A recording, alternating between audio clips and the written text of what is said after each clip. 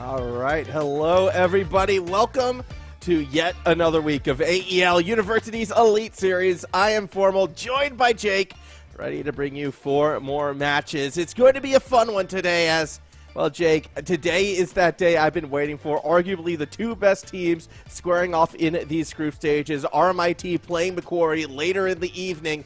That has like main event appeal. I guess it's an important match for RMIT though, because they're not at the top of the ladder. It's been Macquarie crushing, and then you have UOW in second, I believe. So yeah, it's a big one for RMIT if they want to get back to that top.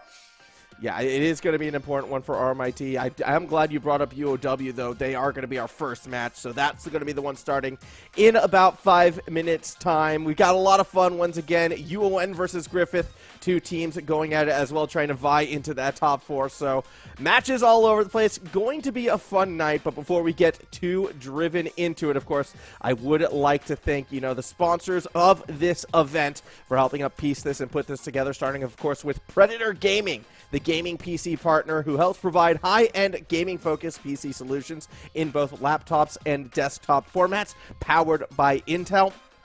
AOC Monitors, the gaming monitor partner who provide best-in-class monitor solutions for gaming and all other needs. Indomie, the noodle partner, made with high-quality flour and selected ingredients and spices. A plate of Indomie McGoring will certainly brighten up your day. Try any of the flavors available today from your local grocer or at indomie.com.au. Game on Cancer, the charity of choice as well for the AEL, who fund much-needed cancer research projects. If you'd like to donate, please head to AEL's Tiltify campaign page. Pause the screen now, scan that QR code before it goes away, because that would be the fastest way to get there. A big thank you to all 4 of those sponsors. But let's just get straight into things right now, Jake, because this first matchup, mentioned before, UOW on that winning track right now, looking to defend, that high position they have, but against them is a UTS team still looking for their first win. I know. I kind of wish it was UTS versus USYD this week, honestly. That would have been a banger, because both those teams are impressive. But yeah, it's tough here to have to go up against UOW looking for your first win. I wouldn't want to be UTS. Yeah, UOW obviously has been, one of those teams looking incredibly strong as well. And it even happened last week. I've always been so negative on sub-Mage. Mage came in and had a pretty good series, I have to admit it. So UOW, I know they came up, I believe, a little bit short against Macquarie, if my memory is serving me correctly. But at that same token, they were competitive. They were looking good, and UOW been a pretty hot team. I mean, the real surprise team has been UWA. You can see in 3rd place. We'll talk more about them at the end of the evening. But UOW, Yeah, they're looking hype as well, but yeah, I don't know. UOW to me feels like they're still heavy favorites. Yeah, well, and I guess just to talk more broadly with all the teams, I underestimated RMIT a bit. They are all tied for second essentially. It's just those win-losses separating them. And what is the format after league play? How important is seeding going into? I think it's cut to top 4. Yeah, if I'm not mistaken. So very important to get up there. So we will see how that plays out. Let's just take a look at that schedule for today, though, to kind of confirm where we are at. UTS, UOW, that first match. Griffith versus UON, 5th versus 6th place. So, again, that one going to be quite important as well if it is that cut to the top 4. Macquarie versus RMIT, main event match. My top 2 picks in this event playing, so I'm super keen for that one. And then finishing off, UWA versus USYD. USYD also looking for that first win alongside UTS. I think they're going to have a tough time, though, against the Western Australia crew. It's a stacked tournament. Again, I can't believe how impressive those 2 teams are. But, yeah, every week they seem to be coming up against an impressive team because, yeah, pretty much every team here has a lot of talent. Yeah, that they do, as we're getting ever closer now to that opening matchup with UTS and UOW. I got briefly distracted. Fun fact, we can see the warm-ups happening, and I'm watching Mage drive around in a grog at the moment. And I'm curious if not that's going to be sticking. Look. No. It's so colorful, too. Yeah, it's a bright one. UOW, though, as mentioned before, Shu Tonio, Mage coming in today against Flicky, Not Owl, and Magnet. And if UTS is going to find success, Not Owl has been kind of the player who has been grabbing my eye the most, which is surprising, considering in the past it's been the other 2. Yeah, no, not ours a beast, especially mechanically. The stuff he's pulled off is very impressive, but it's going to be tough against UOW. They have a tight defense. Yeah, that they do. I mean, UOW just is a tight team, right? Like, they are strong. They're one of the more consistent squads. The only issue sometimes is, again, they've had a couple oopsie moments, and again, Mage was better last time out. Mage is the one who's had the oopsie moments in the past, and that's just the one thing that I'm a little bit concerned about for this team. They had one strong game. Can they do it again? That's all I'm saying. Look, Mage, I've only seen Mage popping off, honestly. I don't know if you're judging him from last year, 5 years ago. I mean, the new Mage is consistent, man. He's good. Week 1 first impressions, all right? Your first impression, first time on stream. That's what I'll judge you for the rest of your career. Doesn't even matter if Mage goes on to, like, win majors in RLCS in the future. Always just going to be that. You'll always be a hater. Yeah, always the one who's... First impressions, like, that you have to put your best foot forward. I stand by that. No, that is true. And you're right. I did miss week 1, so... And that wasn't too long ago in Mage's career. But, again, it is always nerve-wracking for these players first time on stream. Sometimes you do need a bit of time to adjust to having so many eyes on you. That is true. That is very true. And, well, again, this should be a match where Mage & Co. will be feeling comfortable. UTS, there's an argument to be made that they've kind of had, like, the most snake-bitten, I guess, you know, schedule thus far, because it feels like they're only going up against, you know, the top teams or teams that are hot at the moment. Like, they haven't been able There's to too really many catch a top break. teams. We have 3 tied for second. I mean, Yeah, that's again, true. it's stacked. Yeah, and I feel like UTS has now played all of them, though. Like, That's what I'm true, getting that's at. true. Like, Yeah, it's but again, if you want to, like, secure a spot in the top 4, those were the games that you kind of had to win, and now UTS is in a position where they do need to win out. They do need a bit of help, so They're going to have to 3-0 everything to have even the slightest chance here. I still hope we see their best from them, and yeah, not just to get deflated and get a dominant wooden spoon performance. yeah, that would be the case. Of course, we're still currently just waiting for, I believe, one of our universities to get themselves onto the pitch and ready to go. Hopefully, they do get everyone together right now, as been a bit of I wasn't the only one who got stuck with the update surprise. Yeah. No, that took a while. I'm suggesting a 2v2 here. And Shu likes it. I mean, I'd be so down. I want to see more high-stake 2s gameplay, honestly. Yeah, you know what? I'm suggesting we sub Bassin. I think we should sub Bassin to one of these squads. I mean, Bass lives in New South Wales. Can sub in for Flicky on the UTS side. Like, yeah, but someone's missing on UOW as well. Well, that's where you jump in. Dude, I can't feel... I won't throw the player under the bus. I won't do it. I won't do it. All right, well, fair enough. I would have, but that's okay. We're going to give them 5 minutes to get themselves on board, so we're going to be taking a 5-minute break. Hopefully the players will be able to get their games updated and onto the pitch in that time. So do stay with us. Game 1 should be right around the corner as soon as Steam updates occur.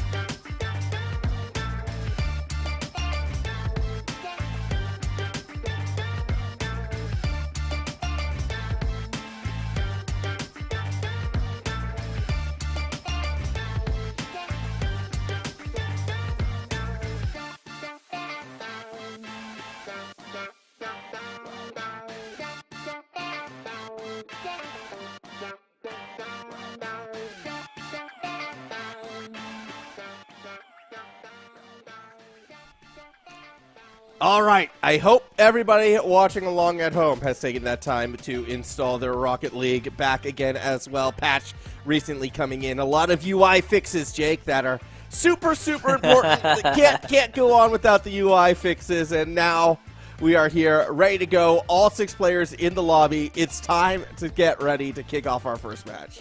Yeah, no, I hope we've got to send out a warning to everyone that there's this big update because, yeah, certainly, I mean, we'll throw him under the bus. It was Tonio we've been waiting on as well. But we also have a last-minute sub. We have Knight playing instead of Flicky, I believe. And Yes. Knight and Not Owl are a sick duo week 2, so I'm looking forward to watching them again.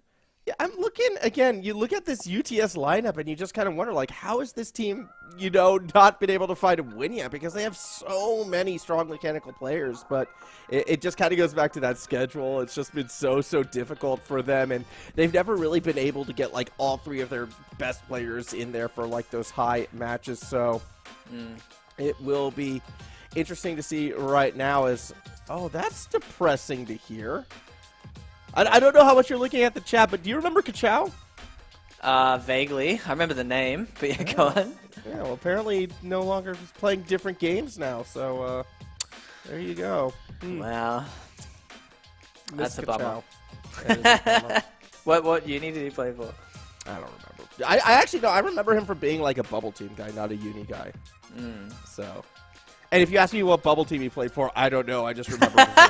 Just like, yeah, he sat around like the 16th place area. He's got a cool name. You know me. I'm simple. If you got a cool name, it's like I respect that. Yeah, that's how you would love the Korean StarCraft scene because they all have cool names. They go for it. And Korean names go hard because they all go for like 1 or 2 syllable words. Yeah. And it's just like simple. I think Maru is a base name. I reckon that's a cool name. Maru is a good one, but I always like, you know, there's like Pylon or... Nah, J-Dong is the best one, let's be honest. Yeah. I was actually watching some of J-Dong earlier today. Still running for where I am. I don't know. He may have been eliminated now. Don't know how that event's going. Either way, we've got an event in front of us here. It is some Rocket League. Blue side, that is UTS. The red side is UOW. UOW looking to defend their top half status on the ladder, and Shu already got that first goal. I mean, Shu's the most warmed up. We've been playing 2s against him for a while. He's been flip resetting on everyone, and it shows. Look how quick and speedy he was. You say we as if I was in there. I was just watching. Me and Bass were playing, you know. Yeah. The good players were playing. I'm not keeping up with that. But yeah, Shu definitely was looking warm. Saw him hitting some sick double touches in the warm-up. And, I mean, that's kind of what's going to be expected to see from this UOW side. Obviously, the big name. I know we talked about Shu. We talked about Mage. Tonio is the one who you kind of expect to have the success. Has had those deep RLCS runs as of late. Has been a player who has been out there on that grind. But I don't know. UOW as a whole, it's just they look like they should be a stronger side. Yeah. Oh, I can't take Mage seriously right now. He's in the bot car. I mean, it's got big wheels. I don't know how he's even playing at the moment. He was also ball chasing relentlessly on defense, like not even trying to rotate. Like, dude, I've been like the biggest Mage fan, but I can't handle the car. I just can't. I like it because now it's going to make all of the missteps a little bit more known. Like it puts the spotlight on him, right? So if he steps up and has another great performance, we'll all know it. But if, you know, overcommit across the middle of the field and let that ball get behind you, we'll notice it as well. Knight, ow, misses. What could have been an open net. It was an open net. It was a bit tough, but still, you can't afford to let that go. Magnet's going to get a good chance, though. Misses the shot, but this is some nice offense here from UTS. But it's gone the other way. Tonio's too good. Yeah, I mean, that's kind of been, I think, UTS as a whole, though. You know, a lot of opportunities, looking great, looking controlled poised, but never able to finish the deal. And unfortunately, that's a big reason why they haven't been able to win a series yet. They need to be able to get more consistent. They can't afford to let those opportunities go awry. Whoa, going back banger! The other way. Dude, Shu's a god this series. What's going on? Shu is, I mean, again, has had all that time to warm up, right? Dang. This was just mean tonight. not much they could have done. Technically an own goal, but also technically forced by Shu. Nah, I mean, bar and down. If that was an own goal, it was going in eventually. Beautiful play from Shu. And yeah, we're talking about Tonio, but Shu's the star at the moment. Yeah, Shu looking super. Well, again, Tonio's had 0 warm-up time, right? Like we called him like before. Literally 0. This is the warm-up game, quite literally for Tonio. Mage Shu, they've been warmed up as well as Not Owl and Magnet have been, I believe, warming up, just not in the lobby we were in. You would have to hope. As it stands, Not Owl has Magnet, but no, the pass goes behind them.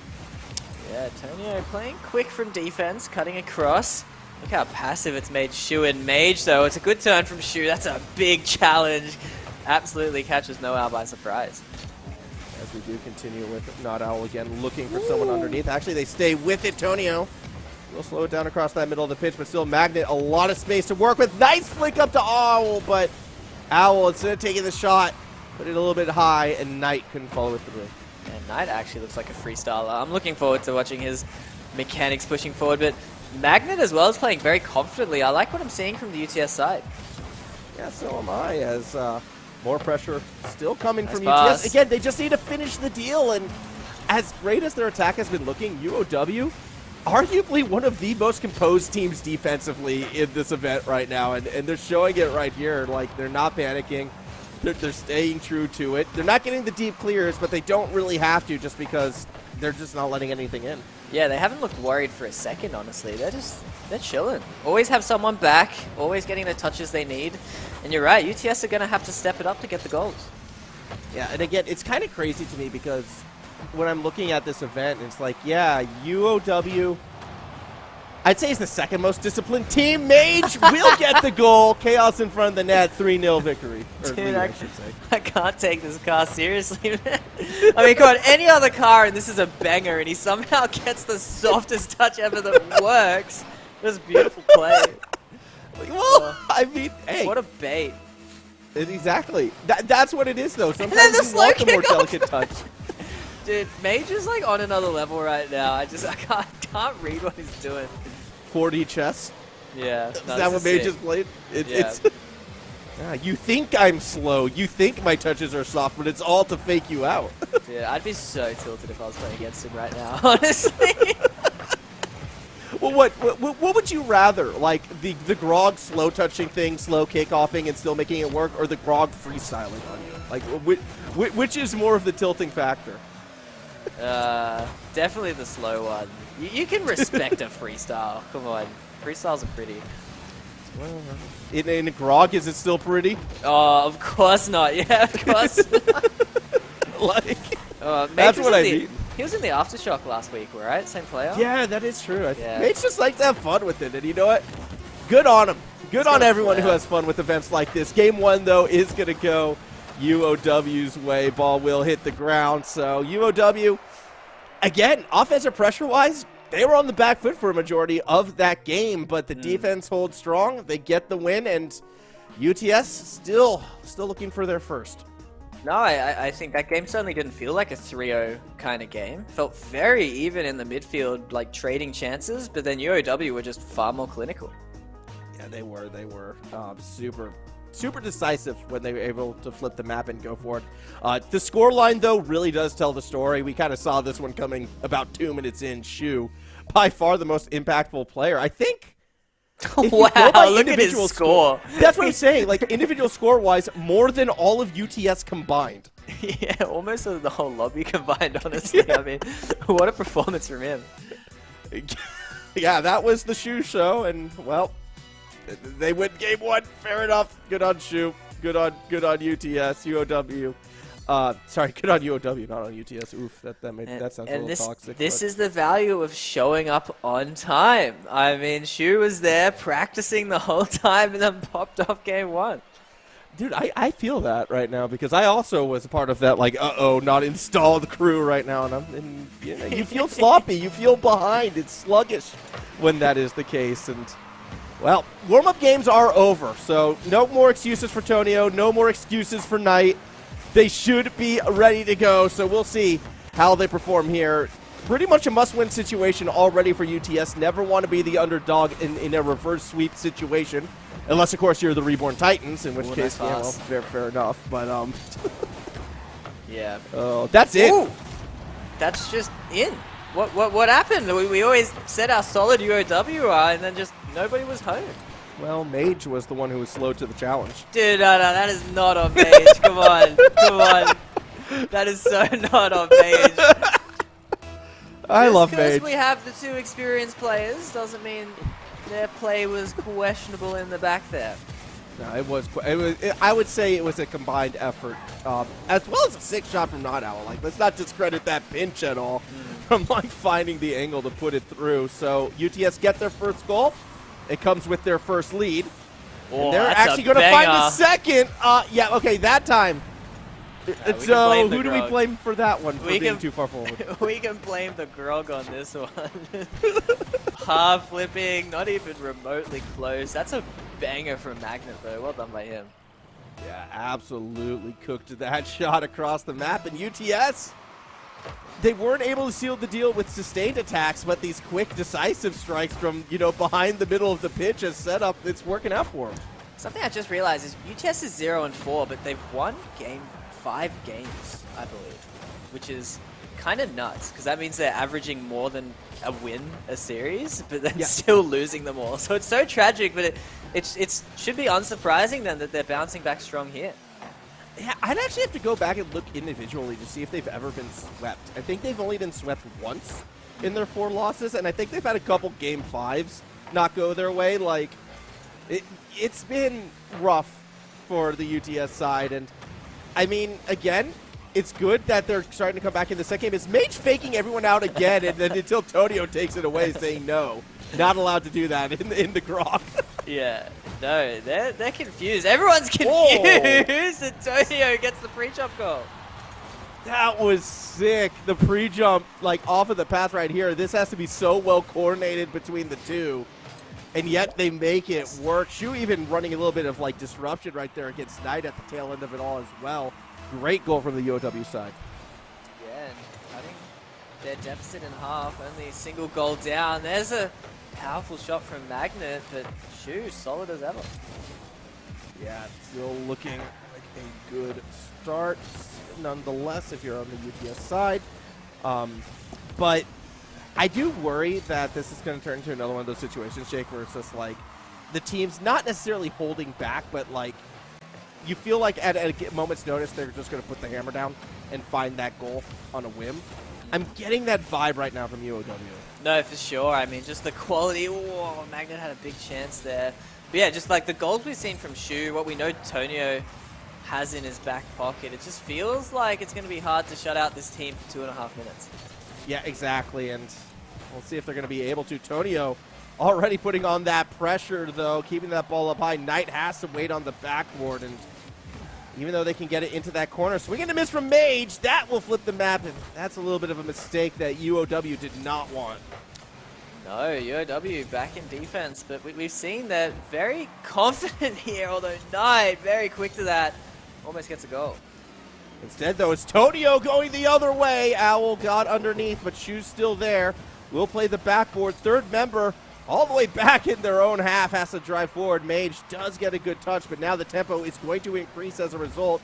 Shu tries to slow it down. Not Owl swings and miss. Magnet actually blocks Tonio, opening the pass. Owl, can they stay with it? No, not quite. Dude, Shu is still everywhere, man. It's still topping the score for his team. UTS not struggling as much here, but still Shu, very impressive for his team.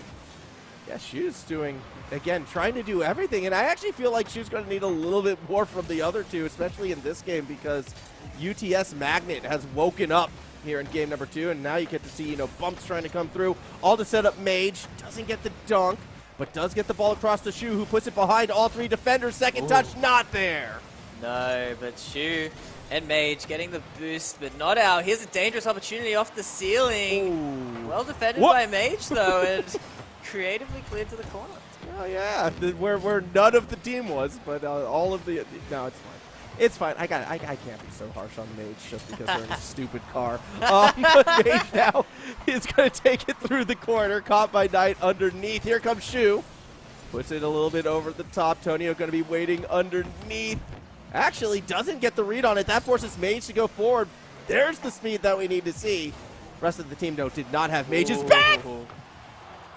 Oh! Big chances here. UOW getting a counter, though. Oh, that they were, but they couldn't really hold it for long. Knight reads Mage well. 20 seconds left. Last chance for UOW Nice to touch. find that equalizer. Shu wants to go for the solo play. Magnet will have it red. Both Tonio and Mage behind the midfield line. Tonio will be the one who steps forward. Shu doesn't get the redirect, and that's going to draw Mage forward. Here we go. It's centered. It's there, but somehow Knight gets behind it. Second chance gets denied by Magnet again, and UTS take game 2. UTS, man, how are they 0-4? This roster is so high quality. They're taking it to UOW, and like you said, they're making Tonio and Mage look like they're sleeping at the moment. They need to up their play if they want to get back in the series. Yeah, I mean, Magnet this time definitely was that player, I think, for the UTS side all over the pitch and coming up big defensively more so. And I'm actually surprised, like, no real saves were registered, only 2 from the UTS side, only 3 shots registered by UOW. It felt like there was more attacking pressure, particularly at the end. But the start of this game, and for a majority of it, it was all UTS. No, you're right. Yeah, very low scoring somehow. But yeah, so super impressive by UTS. We have a tied series, and I really want to see UTS take a series. They deserve it, man. Yeah, I'm with you on that. It's been a long time coming for UTS to hopefully take one. So we're going to move right along to our third map. This is to get to match point. UTS one step closer, but we did say it before. UTS always gets so close, Jake. They always look so promising, like this could be the one. Yeah. And then they let you down. Yeah. They got to break that. And you know, if they win this series, I think they're still in it with the chance to get to that top 4. Like they would need a bit of help, but they would still be in the running technically. Yeah, well, again, they have a great win-loss record considering how much they've lost. So you certainly can make it top 4 with a 3-4 scoreline. 3-4 goal loss and help. That is the thing. You need the help. And some luck. Yeah, you will need a little bit of luck, but still, here comes pressure from Shu. Ooh, saved by Knight, though. Yeah, Knight able to dive back in time. It looked like it could have been open. However, UTS's defense looking a lot more composed than what we saw in that first game. Game 2 really went in their favor, and now passes on the defensive side, connecting for Knight to try to break through that midfield line. Gets the bump on Mage, but no one really had the boost to jump up for it. Wait, everyone's struggling here. There's a miss for a Mage. It's not punished, but UTS certainly making some chances. Yeah, but at the same token, Mage almost found the shot as well. Tonio doesn't get the dunk over the top. That, again, will keep them out of the goal. Tonio still has 0 points. I mean, after a whole minute, that's kind of impressive. But again, showing that he's struggling to get involved in this game. And there we go. Gets 22 points. Woo! That was a 22-point touch? Yes, somehow. I don't know either. Don't you only get 2 points for a touch? Yeah, I don't know. It looked like he also just drove it straight to a defense, like an attacker in that instance. But, hey, you know what? Who am I to judge the score system when it comes to Rocket League? By the way, look at UOW right now, all within 2 points of each other up until Mage gets the clear. No, it's interesting, but either way, UOW certainly not getting chances. Shu, here's a shot, but not Owl. Calmly saves it.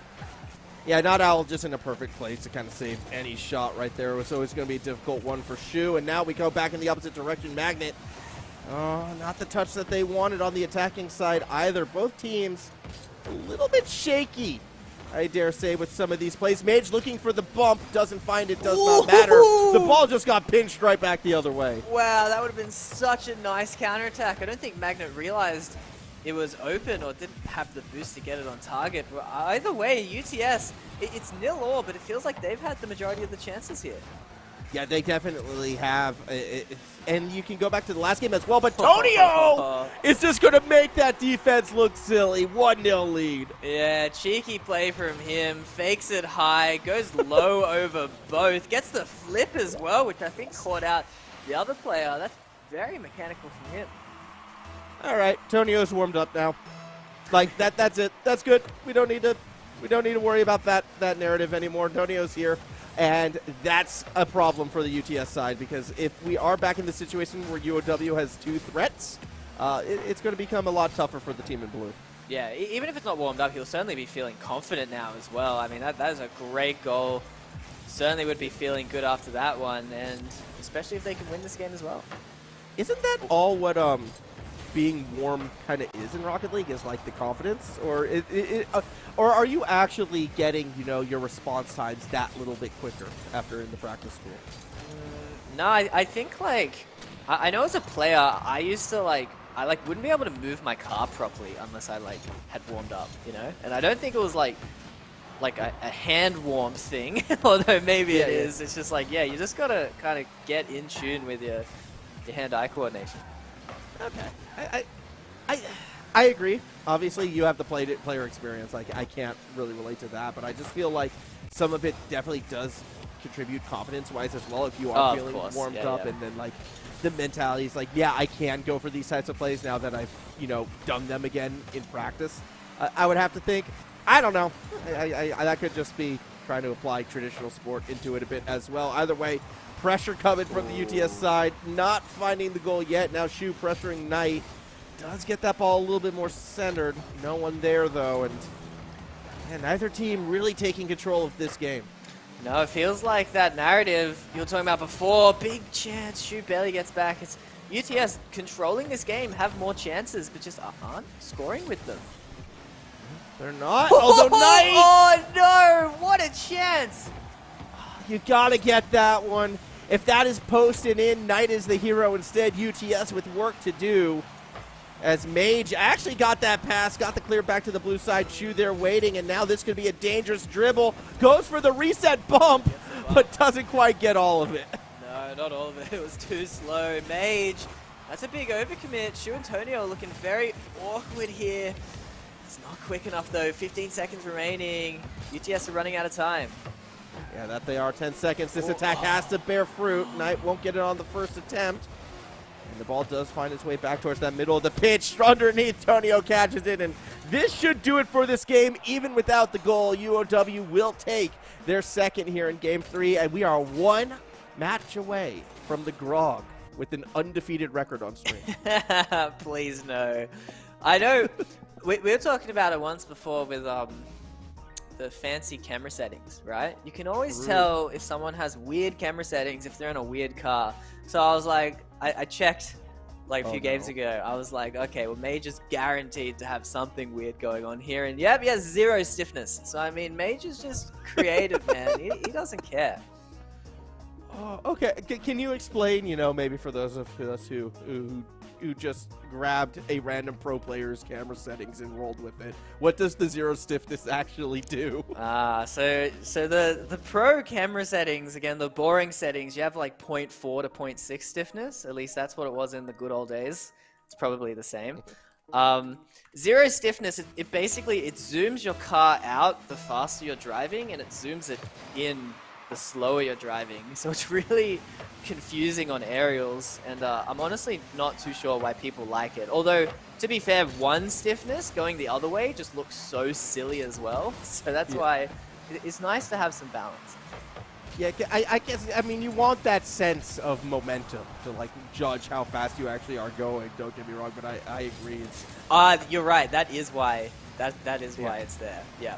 Dude, you're smart. Look at you. Damn. I think 0 stiffness is by default in Rocket League as well. Or again, I think it is actually. I think it is as well. So that could be. I wonder if Mage is running all default settings. Right yeah, he's rocking the camera shake. I don't think so. I don't think so. That would be the move, though. I want to see someone go far pro with camera shake and just unable to play without it and be like, no, I need the shaky cam. I need as much motion blur as possible. I need it all. Motion blur as well? Yeah. Oh, just everything.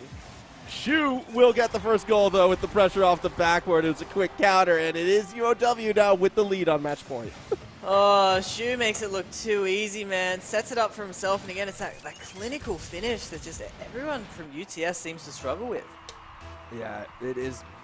It's been the case, and UTS, this is, if they go the entire Elite Series without winning a match, it would be the most heartbreaking thing for me for this team because, again, I feel like they are just like a couple touches away from being that top 4 team. Like, how many, even of the best teams, don't make that save every time? But it always seems to happen against UTS. I know, unluckiest team for sure. It's just sad, man. It's unfair. It is. I wonder though, what university did you go to? Were you a UTS student? I was UNSW. Ah, you were UNSW. Okay. All from Grace, not even in the top division anymore. Oh, they'll be back. Gotta believe in that one. They'll make their way there as Not Owl throwing it back to Magnet. That's a good pass. Knight is there as well. Ooh. No! Knight was there, but then missed the ball. Oh, look, you're right. They just can't finish. What's going on? Is it nerves at this stage? You know, match point against you, seeing these opportunities and just thinking, I can't afford to miss, and then you just wind up missing because of overthinking? I don't know. I honestly think these guys just need to focus on their striking. Because, I mean, they're so impressive. They have great mechanics, but just the amount of missed opportunities we've seen, is like at some point you just have to improve it. Yeah, I mean, there are practice tools for it. I'm sure all these players are aware. It's just how much time have they spent on it, how much work has been going into that regards. Because, yeah, defensively, I know they've given up goals. Obviously, that's why they're behind. But I've been really impressed with UTS. I think their midfield play has been super strong. They're great at keeping that pressure. It has quite literally just been the inability to get the goal after doing all of the hard work. They might be twos warriors. The type of finishing you need for twos versus threes is actually pretty different. In threes, you have to be really quick. Often the ball is like backboarding or something, whereas in twos, you get a lot more open nets after like an outplay. That could be the case. I mean, can't you say that about like 95% of Oceania Knight gets the goal? No, I mean, yeah, like for like the up-and-coming players, right? But then once you get a team and you start taking threes seriously, most players then just give up on twos entirely, and then they suck at twos. It's like, you got to pick one, honestly. Well, I prefer threes, personally. Rank threes?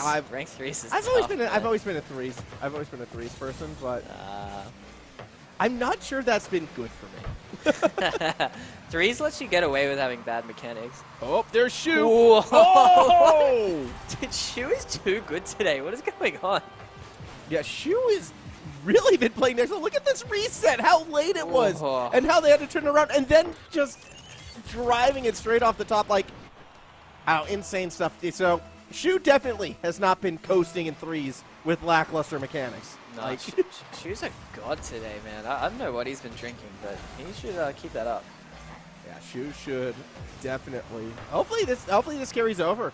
Again, RLCS, I believe open qualifiers are this weekend. So good luck to everyone. Yeah, exactly. Good luck to everyone who's going to be trialing. I'm sure a lot of these players we see today are going to be trying to, qualify their way through. And this is also kind of why I'm expecting to see, some players in better form that we've seen, because that grind for RLCS would be real. And I feel like Shu kind of proving themselves as one of those players who has been on that hunt. No, that's a great point. Mage in a tough position. Uh-oh. Actually had a gazillion boost, so just scaring us all apparently, but still strong. 40 seconds remaining though. Again, UTS. It's going to be tragic if they let this one go. It feels like they've been the better team and just haven't been able to finish.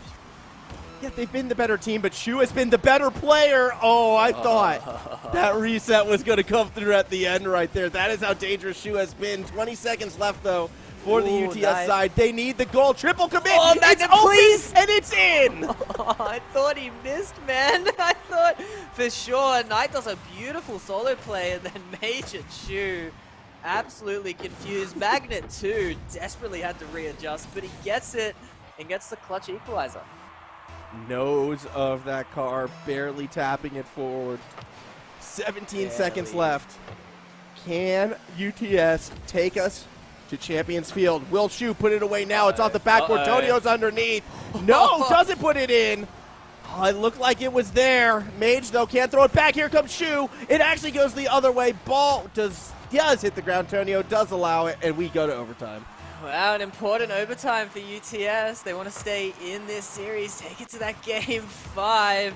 For UOW, look how fast they started. Mage gets a shot, but Knight's back in time. Yeah, back in time for the time being. In fact, Oh, Knight dangerous. puts one on target from behind the middle line. Not Owls there, but unfortunately, it does look like the ball kind of got jammed a little too long in that corner, so UOW able to reset themselves. In fact, Shu already has to clear back the other way. Owl, safety of the corner, just has to get the ball past Mage. Does so, making it look easy. Gets it behind Tonio, yet Shu is in the corner. Yeah, Shu's awkward though. Look, he actually pushes it past. Knight gets a 1v1 chance. Not out. Takes it a bit too slowly though. That was a big chance. Magnet backboards it, but the rotations aren't there. I liked what Owl was going for, trying to force that double touch. That shot was accurate. Shu makes the save. Pass across to Owl. Again, though, just coming off that post in UTS. They do the hard work. They create the gaps. They just can't put the ball through it. Yeah, no, they're missing the finish. This is dangerous. Magnet's the only one back. Mage, big fake Knight. Oh, Shu hits him with the no problem. That's tough. That is tough, man. That is the most UOW way to win. That you immediately you call that the big fake.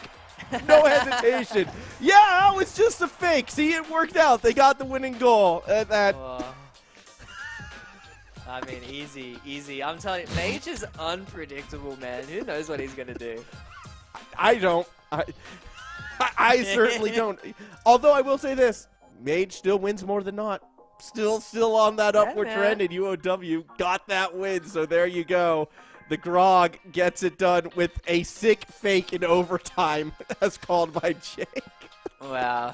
And I mean, UTS, dude, I think it was a fake. Look, I think either way it was sick. But I mean, UTS 0-5, still averaging more than one game a series. I mean, it's just silly. I mean, like, I think UTS, again, looked like the better team for a majority of that series. Same. That they had the pressure. They were controlling the tempo.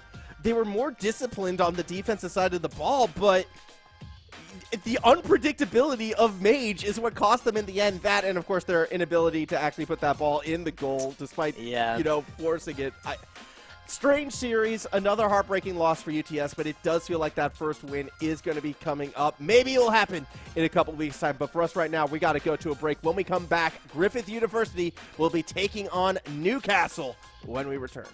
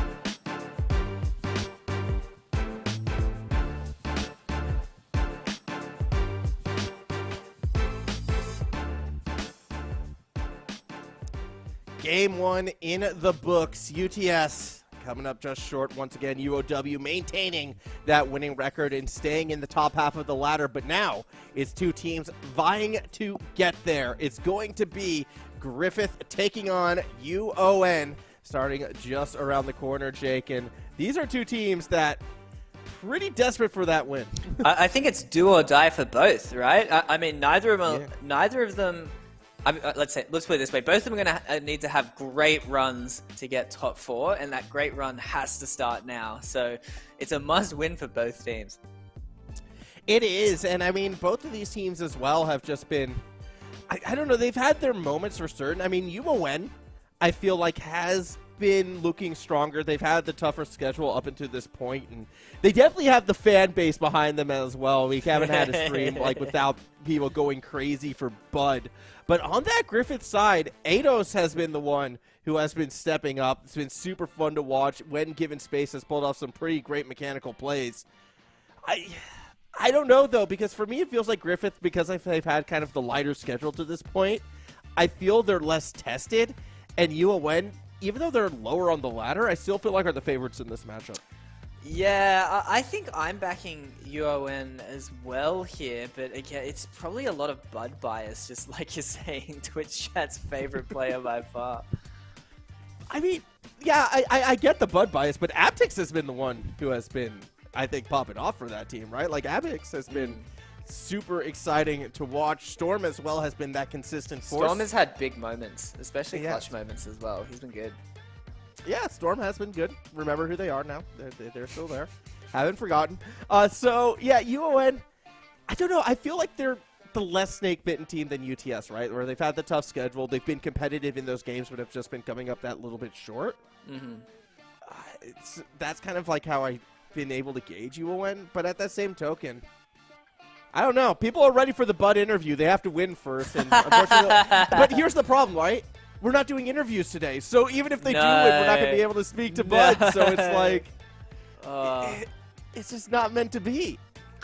Wow. I'm looking at the scoreboard as well, because you're right. Griffith 2-2, UON 1-3, but Griffith actually have a pretty abysmal win rate, 6-8 for being 2-2. That's not too bad. I guess UON just having 7 wins is maybe more impressive. But yeah, they have more wins despite having less series wins. So UON, despite losing, are keeping their series close as well.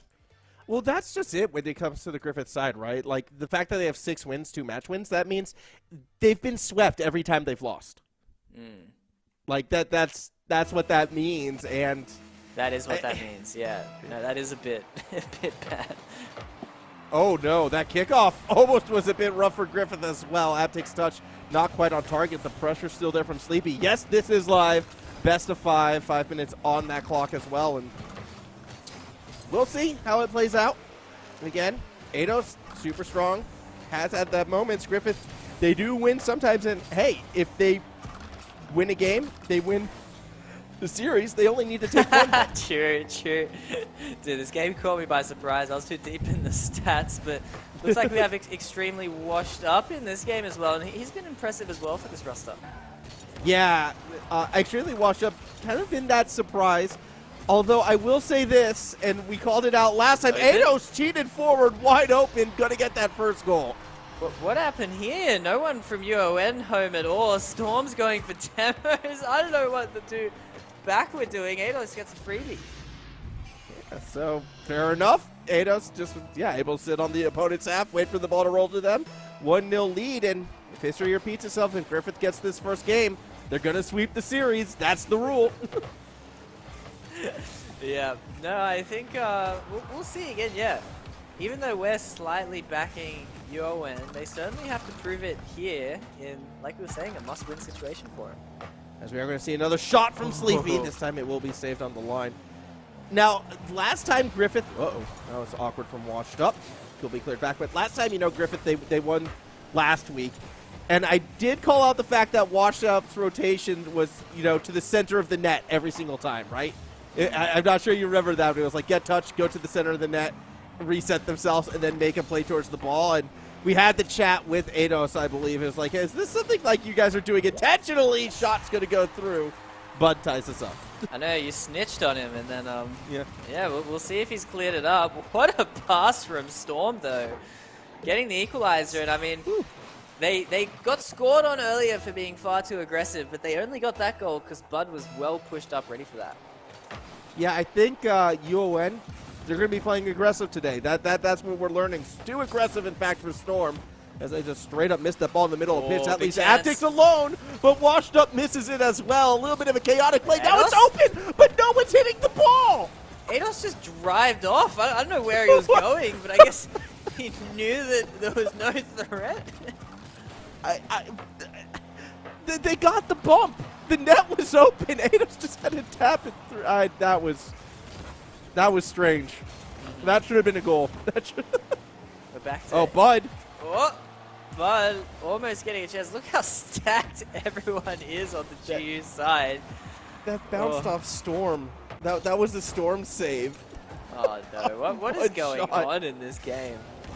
Oh, UON's offense in absolute shambles right now, and then Storm just cracked one through the corner. Fair enough. Bud's actually going to put this on target. Sleepy can't go safe with it, and AppTick's a sense of normalcy gets UON the goal. Yeah, this is one of the more normal goals you'll ever see, honestly. Just enough pressure that eventually leads to a double commit, and AppTick's gets the open net. Oh no, Daddy Bud is back asking for the Bud fake. Everyone wants the Bud fake. They're calling for it. Oh, they're naming plays now on UON. I love the UON fan base. They're actually insane. Storm, 3-1 lead. Wow, and after conceding the first goal, it's been all UON, and AppTick's very tricky on this corner. What a beautiful setup. Yeah, that was a nice play, and 3-1.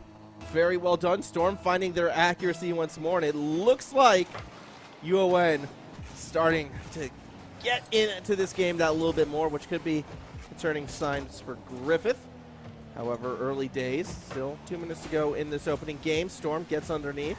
looking to play it through the corner. Ball up for grabs. Bud is there, drops it down. Storm can't get the goal. Not the best shot of his life, certainly getting the underneath of his car, but I'm sure there was some luck involved there with some sabotage towards Bud.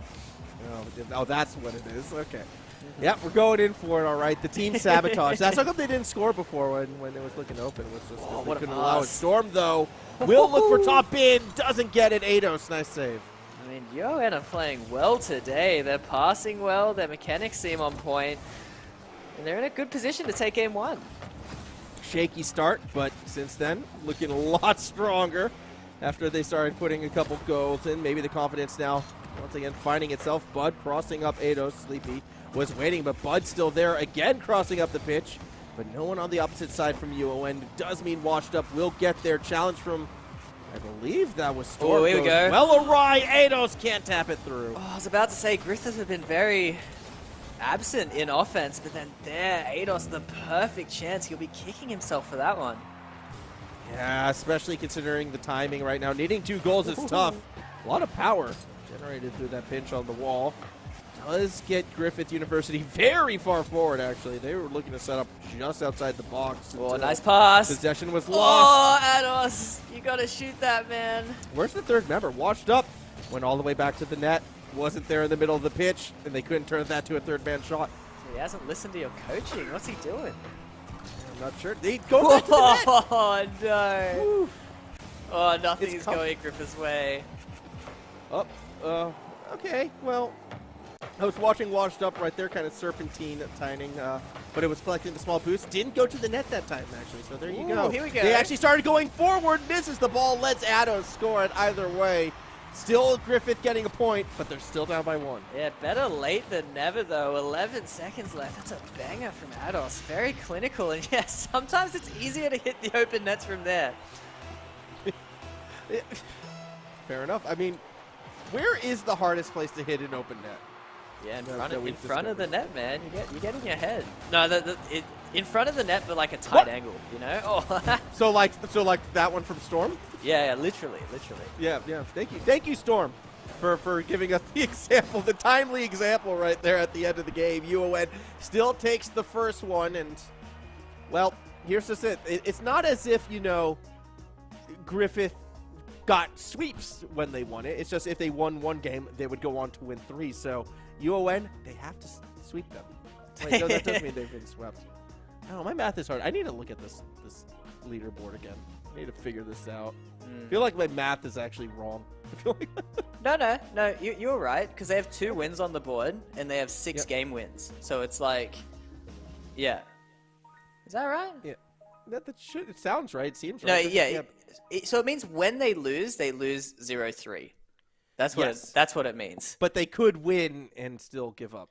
Yeah, games exactly. when they win. But if they'll give up games, but they won't give up the series. So if they can get a single game win, they may as well have won the series. Historically. Yeah.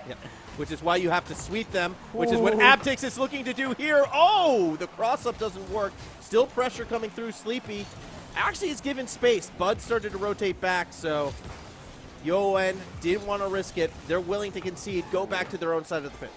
Yeah, and AEDOS is missing the ball in midfield, but at least he's going for a banger there. Bud gets a chance. What a shot from him! Crossbar down, though. Didn't quite seal the deal, and now we go back up the other way. AEDOS has extremely washed up in the middle, but doesn't have the power to get the pass to them. Storm intercepts it back up the other way. Through the backboard we go. Storm's still there. The rest of UON stayed behind the midfield line, though. Both teams only sending 1 player forward, it feels like, until they know pressure is secured. Bud, back pass, Storm collects, but giving up all the field position in the process. What do you mean? Calculated back pass. Look at that. Straight back to the other side.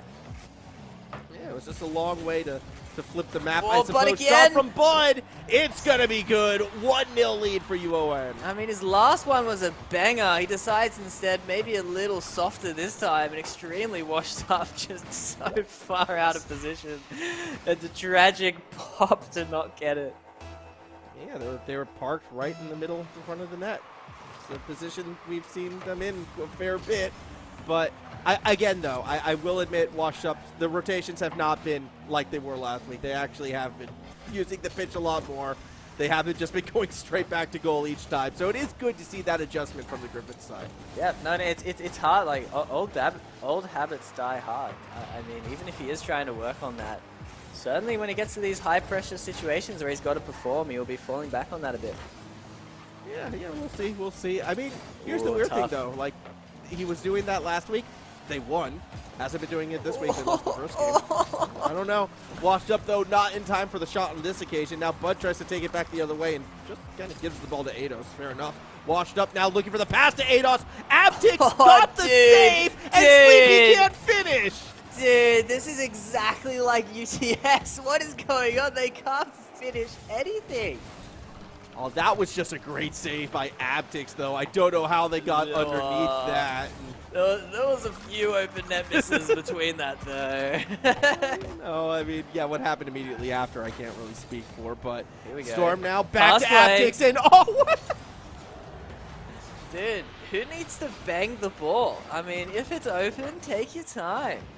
I've just Washed Up. The pre-jump so early. Like, they weren't expecting the pass. They were expecting the redirect shot. Yeah, no, that is some panic there. You're right. That was one of the earliest pre-jumps for a save I think I've ever seen like that. It was so sad too because he didn't move his car or anything. He realized as soon as he jumped it was dude. No, that's where you just keep driving, collect the corner boost, and act like that was your plan all along. Like, I was just going boost, not ball. Bud doesn't quite have the boost this time, though, to get to it. Aptix, however, does. ADOS, nice save, and Storm can't keep the pressure. No, Aptix was so slow to that. I mean, no one from Griffith decided to challenge it. They're going to have to play a bit speedier than that, but they also need to hit their shots. There's a lot Griffith need to start to stitch together here. Yeah, they do. It's getting a little bit dire for them. As we do see Washed Up, a chance for a double. Drops it down. It was accurate. Good save by Aptix. That was a tough one. Tough one to read. Washed Up. When Washed Up gets space, they are very, very dangerous. Yeah, but it's tough to get space in Rocket League, especially with how well UON have been playing. They haven't seen too much of the defensive side. They've been really controlling the midfield well. Yeah, they have been. And it is going to be important for them to continue that as Bud puts another one towards the net. Sleepy, a little bit too much behind it, but then the midfield challenge goes awry. So Griffith, minute 10 to go. ADOS, the one leading the charge, has Sleepy. And what a Sleepy shot. Puts it in. Yeah, what a beautiful play. I mean, Storm getting absolutely dunked. It's a beautiful backboard, and what a beautiful shot as well from Sleepy. That's a banger. Yeah, that. The only thing I didn't like about that goal was the double commit. It could have been very bad had it been cleared, but Sleepy puts it through, and 1 minute remaining. Another chance. Sleepy again gets another, and we're tied. Oh, the dream duo connecting again. ADOS straight to Sleepy, and look how quick he was again. Yeah, it's just decisive plays, decisive strikes, and tie ball game, a minute to go. UON, they were controlling this one until the past 30 seconds, it feels like. Now, going to have to try and nice find touch. that goal one more time. Aptix isn't there, but Bud went corner. Couldn't keep it straight. That's the kind of situation where you're Aptix, where you get the perfect double touch, but then you don't really commit for it. And then he got surprised by the two whiffs. It's would have been a nice play. I also saw a couple awkward double commits right after that as well, just trying to make do for their mistake. Ball's a little bit too high for Aptix. Initially Washed Up, now leading the charge. A chance for Griffith to take a late lead. Tie this series up. Sleepy has Washed Up across the middle. Ball waterfalls down. Awkward touch from Storm. Bud puts it to the corner. Wow, Storm somehow gets away with that one. UON still feel a bit disorientated. I mean, this game has just flipped so quickly. Ooh. Oh, and Sleepy finally misses one. Yeah, I mean, there's pressure from Washed Up on Aptix right there. The net was open, but couldn't quite put it through. 1 second to go. Ball will just stay in the corner. Let's go to our second overtime of the evening. Yeah, second overtime. UON trying to continue here, but What a comeback here from Griffith. They're really in it, and watch out for that ADOS Sleepy combo that got them the 2 goals. Yeah, I mean, Sleepy strikes on point, AEDOS doing the work, and even Washed Up has had moments, but hasn't been able to seal the deal with the same kind of consistency that UON has had, despite having less opportunities. Bud now kind of puts it straight into Sleepy again. Same spot, just pops over the top. AEDOS misses, Bud is there, and that's a 2-0 UON lead. Oh, tragedy. I mean, but Bud, what power he got from that, and then so fortunate to get pumped towards the play like that. I'd be so tilted if I was Sleepy there. Yeah, it just kind of gave Bud the helping hand, and now UON 1 game away from the clean sweep, and that is something that has been plaguing Griffith, as we mentioned before. Yep. They either get swept or they win. Well, it could be another sweep against them. They've got to pull off the reverse now, and they've had their chances, Jake. They've been so close. And they made such a good mid-game comeback as well. I mean, out of nowhere, they started connecting, and it showed that on the series level, it feels like they do have the potential to reverse sweep, but still, reverse sweeps are tough. Reverse sweeps are, like, yeah, arguably one of the toughest things to do in the game of Rocket League, and we'll see. We'll see if they can piece it together. I mean, look, if the Reborn Titans could do it. Dude, Reborn Titans was something special, though, let's be honest. Yeah, but Reborn Titans, Gold Coast Titans, Griffith University on the Gold Coast, like it all comes together, right? It's aligned in the stars. Yeah, exactly. So we'll see if they can piece it through, or if UON will put this one away. Kickoff actually pretty good for the UON side. Storm doesn't get the read on Washed Up. Yeah, no, just kind of wasting that opportunity. Straight to Washed Up. He dribbles it all the way to the end. Even gets a demo. There's that connection. ADOS to Sleepy, but Sleepy doesn't take the shot. Yeah, won't get the shot this time around. Instead, we'll come back up the other way. Aptix, whoa, big swing and miss. That puts pressure on Storm and Bud. Storm slows it down. ADOS over commits, and the map gets flipped back. Tempo going at a very quick pace right now. Both teams just back and forth up and down that corridor. Aptix is the one who shuts it down. Doesn't get the second touch past Sleepy. Yeah, big misses coming out. You're right. Look at the pace. Everyone's pushing forward. Everyone's missing. Somehow we don't have a goal yet. UON pressing forward. Yeah, and now it gets slowed down finally in the corner right here, and I think that's beneficial for UON. They're tightening their spacing, quick cuts, keeping pressure. Storm got the bump pressure on ADOS, but the shot didn't come through, and that is what forces UON back. Storm, squishy save. Fancy. Not sure how necessary it was. Bud was there, but still, it looks good. Looks fancy. Did well. Griffith not able to maintain the pressure, though. They're straight back to their half. Bud getting a chance, but good challenge from Washed Up. Yeah, Washed Up, able to get it out of that corner, and Sleepy with just a straight beat. Can't get it past Storm, though. Diving save, second shot, saved by Bud, and then ADOS puts it out of the box, and Sleepy bumps Washed Up, who had a lineup for the shot. Oh no, Griffith. Nothing is going their way. Beautiful, beautiful play, beautiful finishing, but somehow UON kept finding an answer. Oh! Dude. Okay. Dude. That's gonna get punished, maybe? No, Aptix pushes it to the corner instead. What was ADOS thinking there? That was a powerful shot. That was a strike, and I thought that was going in. Like, that was terrifying for the Griffith defense. Wow. Well, they somehow hold on, though. I mean, I'd still be flaming ADOS at this point. What was that? What do you even say to a teammate who just drives it at the net like that? Yeah, oh, my bad. It's like, yeah. Here we go, Washed Up versus Bud. Bud makes the save now. Storm straight down the middle. Really put that one where they wanted to. Aptix was underneath, but the ball too far forward. Bud still maintaining the midfield line.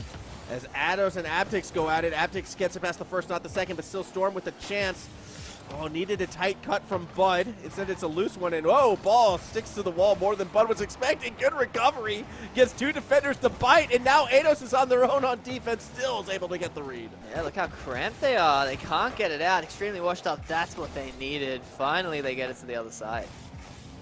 The ball continues just to go back and forth. 3 minutes into this game, still no goal. Longest we've gone. And you know what's crazy? UON has had all this pressure. They give it up here. ADOS straight down and through. What happened here? ADOS just kind of did it all himself. Just everyone overcommitting, and he just sends it the whole way. So, 1-0 lead for Griffith University. And if you were looking at the scoreline, okay, Griffith, you'd think have had control. UON has not put a shot on target yet this game. But how? I don't know, because they've been on the attacking half, it feels like, for so long. But yeah, 0 shots recorded right now for UON. I guess they're just not even taking shots. I mean, I don't know, that's weird. They have been playing it a lot to the corner. And yeah. I think as well kind of wasting their possession as well. You can see just like lightly hitting it towards net. That's not really a real shot. No, and it's not getting close enough for it to be registered at this stage. So yeah, UON been playing a lot on the blue side of the pitch, but not finding success there. And now Griffith with a late lead. Well, they could be looking to start their reverse sweep. Sleepy almost just plays the defense like a fiddle. Still on the attack though. You see AEL throw straight to Abtic. Storm right behind. Oh, versus UON getting in each other's way. Washed Up will be the one who presses it back to that backboard. And again, not the touch Bud was looking for. AEL with another chance here if they can get behind it. Not fast enough. Fancy. Here's a good chance for Storm, though. Bangs it forward. Extremely Washed Up is there, though. Oh. Beautiful passing. Almost gets them a goal. Yeah, that was a decisive strike, just not quite accurate enough. And we're seeing UON get more desperate with those defensive touches. They just keep trying to deep clear it. Ooh. Not working out. Swinging a miss, though, from AEL. Storm should get there first. Gets past one. Gets past Sleepy as well. However, no one there to turn it into the shot. It's just the offensive rotations for UON not on point. Yeah, and as well, it feels like Griffith have certainly tightened up their defense now. The UON are pushing forward. 15 seconds remaining. You can see they're throwing caution to the wind. They know they need a goal. Yeah, here we go. Ball off the backboard. Double commit. Washed up. Didn't really get the power behind it. 5 seconds remaining, though. Abtix is looking for Storm. Washed Up gets there underneath. Bud has to collect. Does, but doesn't find the shot. Griffith take a game. And if history repeats itself, this is the beginning of the reverse sweep. Yeah, Griffith looking good as well. Shutting out UON. You know, clean sheet. UON, yeah, they had plenty of pressure, but it didn't really lead anywhere. Griffith, far more clinical. Yeah, Griffith. I mean, it's a weird game because Griffith somehow recorded 6 shots in that one, and it's just because when they were on the attacking side, it felt like it was a flurry of offense, but the majority of that game was played on Griffith's side, and it was just controlled defense by Griffith, keeping the ball in the corner, away from threatening touches, away from threatening positions. They were able to protect their 1-goal lead, and well, they've got to do it 2 more times. I still think that's a tough ask. Memes aside, UON has been the stronger team, I feel, but we'll see. We'll see if Griffith can keep it up. They got to prove it in, you know, one of these final games. It can be tough to end a series sometimes, and I think Griffith are going to be feeling more and more confident with each game. Yeah, I think so as well. It's just a question of whether or not they can get to that 5th game at this stage as Bud clear through the middle of the pitch. Has Abtix behind who, well, side flips, leaves it for Storm, who misses. It's the fake. Everyone's missing now as no one is able to collect straight away. Bud now dropping it down for Storm. Can't get there before AEL. Yeah, close though. Abtix hitting it backwards. Bud will collect. And no shot somehow from UON. Yeah, just unable to find that. Still Abtix. Oh, weird touch for Storm, who makes Washed Up miss. Fair enough, but Sleepy does not. Sleepy, I feel like, has been the only player. Well, okay, go for Abtix because Sleepy bumped AEL. All right. For anyone watching at home, though, this is absolutely how you do not score an open net. Look at this. The side flip. Gets it barely with his underbelly. That could have been a disaster. I still... Why did Sleepy just drive AEL out of that play? Yeah, something went very, very wrong there. Oh! Bud almost getting another goal. Goal would be too easy for Bud. Here we go. Another pressure. This time Abtix straight into Sleepy. Had anywhere they could have gone. Yeah, Abtix, I'm telling you, these open net finishes could be a bit more clinical. Oh, the challenge isn't there. Extremely Washed Up. Oh, too tough though. That said, AEL touch was on point off of the wall, and AEL is still putting that pressure on Storm. Have to play along that sidewall. Sleepy, though, on target. Top bin, saved by Abtix. Now Bud versus Washed Up, who actually will look for the bump. No one jumped, though, so it was a swing and a miss. Storm does get the save. Yeah, Storm seem to be getting it out, although Griffith, they're going to continue this offense. It's looking awkward, though. They don't seem to have too much purpose here moving towards net. And they do eventually clear it back up the other way. So 3.5 minutes to go. Storm loses the challenge to Sleepy. Bud rotating back. Actually misses the ball. AEDOS with a chance. Sets up, washed up. So much space, but Storm! How do you avoid the bump? How do you make the save? Defense still not out of danger yet. Aptix finally gets it to the corner. Yeah, look, no one has boost. It's all so awkward, but Griffith, the defensive rotation's too deep, and now we have the pass plays. They get it out. Yeah, they get it out, and they get it back to the blue side of the field. Sleepy, though, straight back the other way. Aptix is going to have to make a backboard read, does so, but puts it straight to AEDOS' waiting wheels. They go back and forth with it one more time. Bud finally gets the ball securely on the blue side. The ball is actually in front of the net. AEDOS fortunate to get there first. Yeah, it gets a nice clear, although it's not big enough. That's a big one, though. AEDOS absolutely smashes it to the other side. Sets up extremely washed up. It's to the corner. Sleepy! He gets it. What a finish from him. And we're tied once again. Griffith University finding a way to stay in this series. Washed up. Just that nice, delicate touch. Trusting the team to get there first. Sleepy, good angle. And yeah, Griffith, I mean, they're definitely out shooting. They're applying more offensive pressure this game than last. You feel like it's going to be a matter of time before they take the lead. No, they're improving. They're improving for sure. And I mean, that's what you need to reverse sweep. They're getting more clinical. It's the big problem we outlined at the start of this series for them. Yeah. UON need to step up. Win one game, win one series, perhaps. But no! Dude, but what? The open net. Oh, what is going on? It feels like every player in this lobby has missed an open net at this point. It's tough as the pre-jump from Bud nearly backfires. Storm gets the save, and Aptix will push it to the middle of the pitch, connect with Storm, and that's going to go in. 2-1 lead for UON. Oh, what a beautiful pre-flip from Storm here. Aptix gets the pass, and Storm makes that look too easy. Everyone's calling that open net the Bud fake. That's what it is. That's all it is. It's the Bud fake. It's the Bud fake, man. You fake scoring a goal to give false bravado and confidence to your opponents, so you scored the next shot. Even though you could have scored the first one, the mind game damage, it's more effective long term. Well, and he's looking to boost Storm's confidence as well, you know, because Bud, I mean, his confidence is unwavering. I mean, why would it ever? But Storm, he sometimes needs that. Sleepy, big chance, but well challenged by Aptix. You know what we need? We need the Bud versus Mage 1v1. I think that would settle a lot. Extremely washed up, equalizer through the pressure, and again, Griffith staying sticky. Yeah, and Griffith also, again, very clinical, just extremely washed up. Snipes that bottom corner despite Aptix being there. It was a good play, and tie ball game again. UON, they need one more to secure the series victory. Griffith, they need at least one more to go to game 5, but this is already going against them. Bud almost gets in Storm's way, but Storm recovers for the goal. I mean, we saw this from Mage as well. I mean, just like trying to hit it and the ball goes nowhere. Storm luckily staunches it in. Griffith, it's time to respond. That was just a great pass from Bud to Storm. Good pass, good connection. That's what was happening there. A minute 8 to go. Chaotic ending here to game 4. Swing and a miss from Bud. It's open, but washed up just completely bottles the ball. Yeah, but the pressure's on. Storm reads it well. Bud misses again. I mean, the Bud fake, questionable in this final game. Storm passes AEDOS, gets dunked, Bud chance Sleepy. Here's a chance though. Storm crossbars it by a mile though. Yeah, more attacking pressure. It doesn't result in the game. So here in goal. In fact, it's AEDOS who almost wins that challenge back the other way. Now possession with Bud.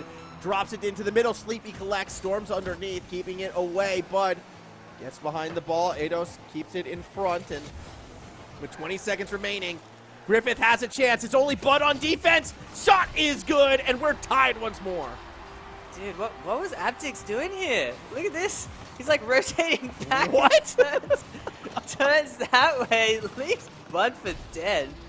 And Sleepy, continuing his clinical streak, gets a crucial goal when he needs it. Here we go, 17 seconds. Silver gold situation until overtime. Probably going to be golden. And it will be Griffith looking to end it in regulation. A chance for Washed Up. Dude, Can't get past Adix, but Ados is there, down and not in. Abtix again. Sleepy does get it past. Third time lucky, and we're going to be going to a Game 5. Dude, what is going on in this game? I mean, UON leading so many and then just falling apart. Griffith, I mean, holding steady, holding strong, and now it's 3 seconds remaining. Almost booked their ticket to Game 5. Well, here we go. Kickoff. Oh, it's dangerous, but Storm can't get there in time. We go to Champions Field. Griffith, you give them one game, they take everything. Now in give them one game, yeah. sweep. Oh, they are not slowing down here. I mean, they're getting better and better. And this is to keep their playoff hopes alive, right? Like, Griffith is still very much in that hunt. If they win this game, they'll have that leading record going into the break, so... Oh, they'll be 3-2, you're right. Yeah. This is It's really, like, Griffith maybe can slide into the top 4 if they lose this, but UON are guaranteed out if they can't take this Game 5, so high stakes for both. High stakes for both of these teams right now, and UON, they gotta stop letting the pressure get to them. They've gotta be a bit more composed right now. Griffith has been given so many free shots at the net, it feels like. And to that token, Griffith as well. I feel like they could have won that game by a lot more, but either way, we're getting geared up to go into our last game, just kind of waiting for, I believe, a car swap from one of the players. But Champions Field, been a little while since we've been here, Jake. Good to be back, and for a game with playoff implications, no other place you'd rather be. No, nothing like a good Game 5. And I mean, we knew this was going to be a close one. 5th and 6th in the ladder. And starting Game 5, who's going to hold their nerve? We'll see right now as off the kickoff, it is UON attacking first. Washed Up, good save, but here comes Storm. First goal goes to UON. Yeah, beautifully done by Storm. The chaos for Griffith. Can't deal with Bud Center. Double commits too much. And Storm, that's a clinical finish. UON have been struggling with the open nets. I feel like Storm has been decent in those situations when it, like when the seas part in front of them, has been able to keep it straight. Now kick off the other way. It looks good. Washed Up will keep it centered. Storm is the one with the momentum who clears it back to the midfield line. Yeah, it feels like Storm is holding this team together right now. He's being very solid. Clinical both ends of the field, but Griffith, you can see they're hungry for an equalizer.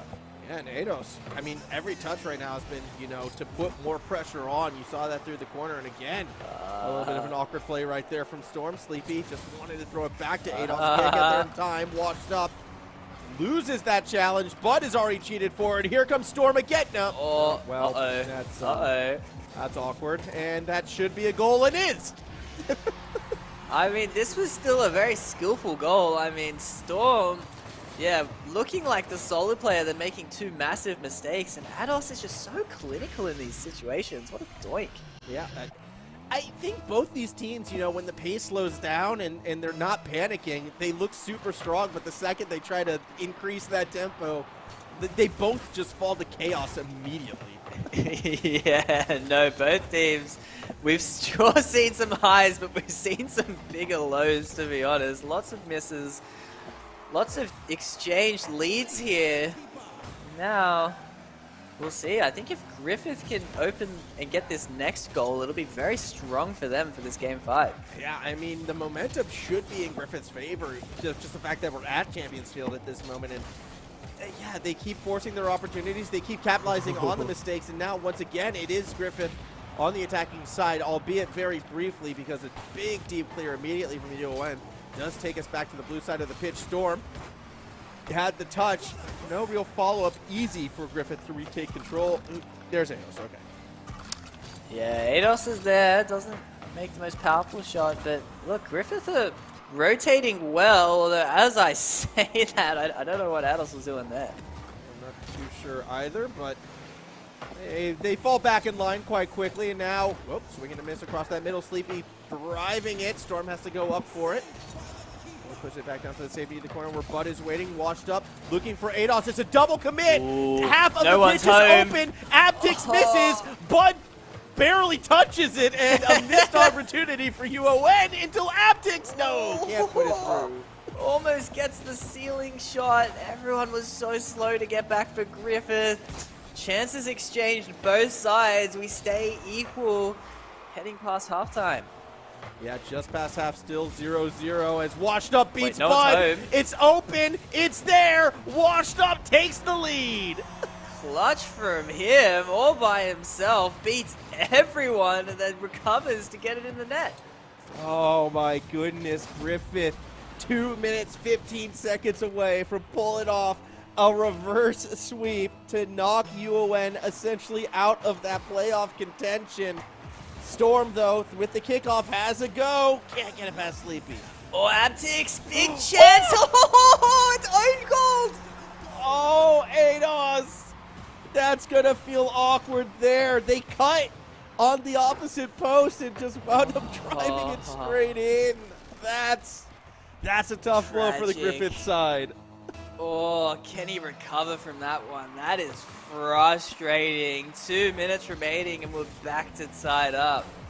Here we go. Into the red corner. Bud loses out to ADOS. Has Washed Up across the middle. Aptix pops it up. But Washed Up kept rotating to the corner. That could have been it. Instead, Bud takes it back the other way. Oh, can we please have a Game 5 overtime between these two teams? ADOS doesn't want it though! What a dribble! ADOS, I mean, this is reminiscent to the play we saw before from them, where they just drive it straight down the corridor. This time, a little bit of a demo flare, but the demo happened behind the ball, Jake. It was already going in. Yeah, ADOS, he's scored a few of those from his corner, and I mean, what a better time after own goaling to get it back. Storm, here's a chance though, it was open. Couldn't keep it straight. Storm had been so good at those before. Aptix, fake, right? That's Fake. what that was. It was fake. It was a fake, Bud. Looking for Storm, turns into a shot. Where did that power come from? I don't know, now it's Aptix' chance of those dunks. This timer is not going to be their friend. It's going to start running low very soon. It is already low, I would argue, a minute 15, but it's going to be a long minute 15 Oh, nice for pass. the Griffith side, especially when the ball gets to the backboard. Storm, though, just not in position to slow it down, and all that field position earned is immediately lost. Yeah, they're back to their side. Minute remaining. Griffith getting possession. UON needs something special. Oh, can they get it? ADOS, Oh, is someone open there? net, Is someone there? and no one home. 2-goal lead with 50 seconds on the clock. Oh, UON are falling apart in defense, and ADOS is punishing them every time. So clinical from him. And they're 50 seconds away from a reverse sweep. I think they may have done it with that goal right there. Hat trick for ADOS on a Champions Field. Aptix, though, off the kickoff, looks good. Storm big dunk. waterfalls it down and in. UON still with the pulse. Yeah, Storm isn't going down without a fight, though. Aptix gets the flip reset. Storm, what a dunk from him. Too much, and we keep it within one. Here we go. 41 seconds for UON to get that equalizer. Take us to that overtime. Kickoff is good. Aptix is there, plays backboard. Storm, though, doesn't have the boost to cross it up, and instead the map gets flipped once more. Bud tries to slow it down. Storm doesn't collect the pass, so Bud has to do it again. 30 seconds to go, and we're starting to play ping pong ball a bit. Washed Up, stayed cheated, drops it down. ADOS to end, doesn't get the goal. Doesn't get it, and now everyone's very pushed forward. Sleepy smartly slows it down, though. He's actually going to solo play it. Aptix almost clears it out. 10 seconds remaining. UON need a miracle. Yeah, they need the 0 second, or it looks like ADOS, though, with control. Bud to challenge, pops it up. Storm stayed cheated. Bud's outside the box, but no, the pass goes awry, and Griffith gets the reverse sweep. Oh, I think Bud had that. I don't think Griffith could deal with that. Heartbreak on 0 seconds. Oh, they get reverse swept. You give Griffith a game, they're going to take all three. That's the rule. It doesn't matter if it's a game 3, Jake. That just means it'll turn into the reverse sweep. It was there, but, like, memes aside, UON, the panic was so real and apparent from that team whenever the tempo started to increase that it turned to chaos ball, and I feel like Griffith just got away with sitting a little bit further back, waiting for the dust to settle, and then just putting solid touches on it. Yeah, no, Griffith certainly held their composure better. I mean, Ados, absolute man of the match performance from him. Just played so well, scored everything. I mean, Sleepy had that insane game 3 or game 4 to start that reverse sweep.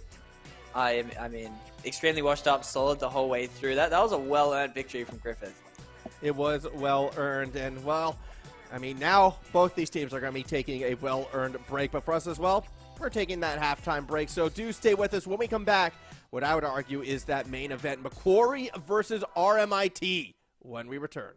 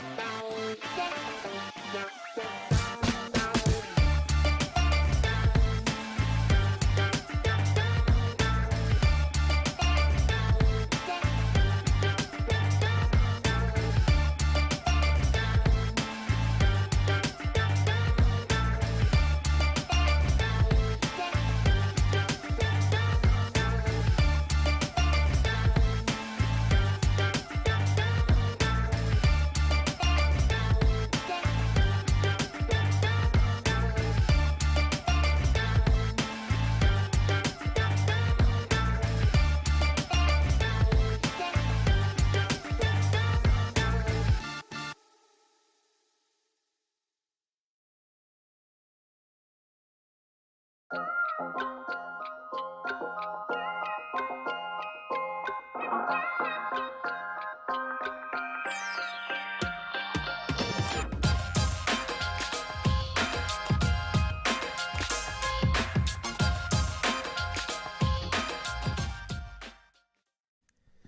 return from the halfway point after what I have to admit was one of the best series I think we've seen in a good long while. I mean, UON versus Griffith should go down in history as a fun one. Griffith with that reverse sweep, but now, Jake, it's main event time. Arguably the two strongest lineups, McQuarrie versus RMIT, but with a loss here, RMIT could find themselves on that bubble of a possible early knockout. Yeah, I mean, it's tough. Again, everyone's playing very well this series, and yeah, I mean, both teams have brought their full rosters, though. I mean, this is gonna be a fight. I mean, this could be. I would say this would be a grand final preview in the past, but with the way how things have been playing out, there's very likely this could be a semifinal preview at this stage as. We take another look at the Griffith versus the UON lineup from before right there. That was. I knew production loved that game as well. I mean, yeah, I wish we could watch it again. To be honest, I know, it was exciting. Yeah, forget all of like these RLCS players. Let's go back to what we just saw, like the Everyman's game. That was what that last one was. But before we get into that too, though, I would like to thank some of our sponsors for this event, and by some, I mean all of them, because they're all so great, starting with Predator Gaming, the gaming PC partner who provides high-end gaming-focused PC solutions in both laptop and desktop formats, powered by Intel.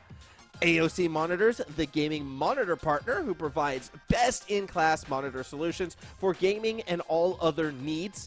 Indomie, the noodle partner, made with high-quality flour and selected ingredients and spices. A plate of Indomie McGoring will certainly brighten up your day. Try any one of their flavors, available today from your local grocer or at indomie.com.au. And Game on Cancer, the charity of choice for the AEL, who fund much-needed cancer research projects. If you'd like to donate, please head to AEL's Tiltify campaign page. You can find it through that QR code right there below. Jake, thank you to all of them. Yeah, main event time, I should say. I don't know. I feel like that last match is going to be tough to top. I'm going to be honest. That last one. Yeah, no, reverse sweeps are something special, honestly. I mean, that was 5th and 6th, that, top, right next to each other in the ladder. But like you're saying as well, RMIT, Macquarie's the only undefeated team still. So I'm looking at RMIT to humble the freestylers, please. You would think that, but I'm a little bit worried that the freestylers may have been humbled over, the past couple days, right? if you take a look back at that ANZAC Invitational, I know Zen didn't really get the results they were looking for, playing alongside the likes of Caveman Ben and the likes Lunar as well. Had a bit of a roughie in the group stages of that ANZAC Invitational, getting reverse swept as well. So Macquarie maybe could be playing with a little bit more fire, a little bit more something to prove. And RMIT, this is not a team of slouches. Exodus, Sweeper, and Kuma, 3 incredibly strong players. Yeah, no, and I think this is the first time, at least I'm seeing all 3 of them together. It always feels like someone's missing on this roster. So they've brought their best for, one of the most important matchups for them. Yeah, and this is a very important matchup. Again, it kind of feels like if they want to avoid this matchup early in the knockout stages or even make the knockout stages, this is one that they're going to want to win. Macquarie, though, I mean, their thoughts are completely on, hey, let's go the distance. We want to be undefeated. So we shall see how they do play it out. On our end, though, as soon as the okay is given, it looks like the players are ready. So we're kind of ready to go, too. Hopefully we'll be kicking this one off shortly. Predictions. I'm feeling RMIT. I'm feeling the upset, actually. I think this one could go their way. I mean, they're the returning champions, and they have a lot of confidence behind that. But just the star power on Macquarie is hard to deny. Yeah, it is. It is. It absolutely is. I mean, Lunar, Baz, and Zen. You kind of. It's just that play style, though, that has me concerned, right? Like, just because you have 3 super talented players doesn't always mean they gel incredibly well together. Granted, they have been gelling well so far, so you can't take that away from them, but We'll see. Yeah, We'll see. I will say this, though. Macquarie I feel never like this will be sweeps. the toughest one for them, though. It will be. I think this is their toughest. If they want to go undefeated, this is the one that they would definitely have the biggest issues with. And the other thing to remember, too, Macquarie never sweeps, right? Like, they always, the series always somehow stay interesting. So we'll see if that's going to be the case again. Either way, here we go. Macquarie will be in blue. RMIT will be in red. A very fascinating series. So many playoff implications. Possible grand final preview. Definitely see these two teams meeting in the future. But for now, we're kicking it off. Here we go. Yeah, and eyes on Macquarie. How seriously will they start this? You brought up a good point. They can't win a series cleanly. They always seem to shoot themselves in the foot somehow, doing something too fancy. And there's a double commit to start. Yeah, a little bit awkward, but I mean, you can make that work if one player can hold that possession. For now, though, it is RMIT with the initial attack and staying tight spacing, keeping control, not letting the defense get the booming clear. However, Luna with the fake tries to find Zen. Instead, it winds up in the waiting wings of Baz, who will go for the dribble straight down the middle and will put the pressure on Kuma with the save. Well, Zen doesn't decide to go for the shot, though. It was well set up by Baz, like you're saying. And again, it's that star power, the mechanics. It's what this roster will have if they're playing to their strengths. That's completely open, though. Baz barely getting back in time. Yeah, Baz, the fastest player to it. RMIT, not enough speed in their favor. This time, good touch from Kuma, though, able to kind of dunk it straight down the middle. Now he's playing through the corner. Sweeper doesn't beat Lunar to it, and we go back up the other way. Yeah, very back and forth. Macquarie leaving a lot of holes in their defense, but at the moment, holding strong. Same could be said for RMIT. That was a big chance missed there for Zen. Big swing, big miss, and this series actually could be a low-scoring one because of, like, the high, I guess, level of experience, skill, mechanics, and all that. I don't expect many free goals like we saw in the last series. This could be, you know, one where goals are more earned, as Exodus nearly earns one right there. So, yeah, I don't expect this one to be one of the more lower-scoring affairs. Yeah, well, even though you're saying that, I mean, it's still 0-0, although it feels like a whole game has been played at this point, but somehow it's only 2 minutes in. Just the amount of chances both teams are creating, although somehow, again, just very low shots. I've not really touched how they do stats recently. They're very stingy on giving out shots. Yeah, maybe that's what the big update was, right? Just, like, making sure that shots are proper shots and not, like, yeah, you touched the ball vaguely towards the net, but a defender was there, so that doesn't count. Like that right there, I feel like would have been a shot in the past, but it doesn't get registered for Kuma. Yeah. Something's weird. Something's weird. But I mean, stats don't really matter, let's be honest. I mean, both teams, it's very back and forth at the moment. The only stat that matters are wins and losses. Nothing else is important. It's all about the wins and the losses, and well, neither team has a win yet. Neither team has a goal yet. Still looking for the first. Good pass plays from RMIT. Not enough, though, to break the defensive line. Yeah, it's actually now scary, though. Baz getting a good touch, getting a decent second. It's not on target, though. It was close. It was off the post. That would have been something to fire up this Macquarie side, who has been a little bit slow to it. Kuma takes advantage, and it's a 1-0 lead. And RMIT start off the scoring, and it's off just outpacing, and nice mechanics from Exodus. Look how quick Kuma was there to beat Zen. Yeah, and RMIT, I mean, they absolutely have been swarming the ball when they've been on the attacking side, so it's not too surprising they got that first goal. Pressure now for Macquarie. They've had a lot of comebacks in their past. Baz, you can see, taking the tempo straight away, putting it on, but fortunately for the Macquarie side, not enough to get equalized just yet. Kuma, no! Can't recover through the corner. They had an angle, but won't get the shot. Oh, no one was home for Macquarie there. Bit of a missed opportunity for RMIT. Now it's gone to the other side. Luna tries to push it forward, but RMIT defending strong. It's so unusual to see recovery as the reason why, you know, a goal isn't scored right there. You'd expect Kuma to land on four wheels more often than not. Very unusual, unforced error, and that's something that I don't think gets talked about enough for a lot of, you know, high-level players. Recovery skill so important, and everyone has just gotten so good at it. It just feels like the status quo. Yeah, no, it's so important. to just get back. Just make sure you have those numbers in defense to not overcommit yourself. Oh, Baz! Okay. Yeah, we've been seeing this a lot today. Just dribbles from the entire length of the pitch. Yeah, first defender misses, and then all of a sudden it's just green fields in front. Kuma unable to rotate back, but absolutely agree. Like, a lot of these 1v1s, when the challenge goes completely awry and no contact is made, it's just been a goal. Yeah. No, too easy. Kuma. Now they need a goal again to get their lead back. Instead, though, it's nearly Baz again dribbling it the other way. Lunar and Zen each commit back, though, after Exodus puts the pressure on. Sweeper gets it away from Lunar. Now Kuma set up with the chance off the backboard. Exodus, no, denied on the goal line. Wow, such a close chance, though. Good pressure from them, but now look how quick Macquarie are to then set up chances their own. Zen opening, won't put it through. Sent through the corner where Exodus takes it away. Lunar waiting behind that midfield line, again popping it up. 18 seconds to go. High chance we're going to yet another overtime here unless something crazy happens. It will be Baz getting the touch. However, Sweeper looking to set up RMIT for the 0-second goal. Yeah, this is actually very awkward. Baz defending so nicely, though. Looking the best on Macquarie at the moment. Sends him to overtime.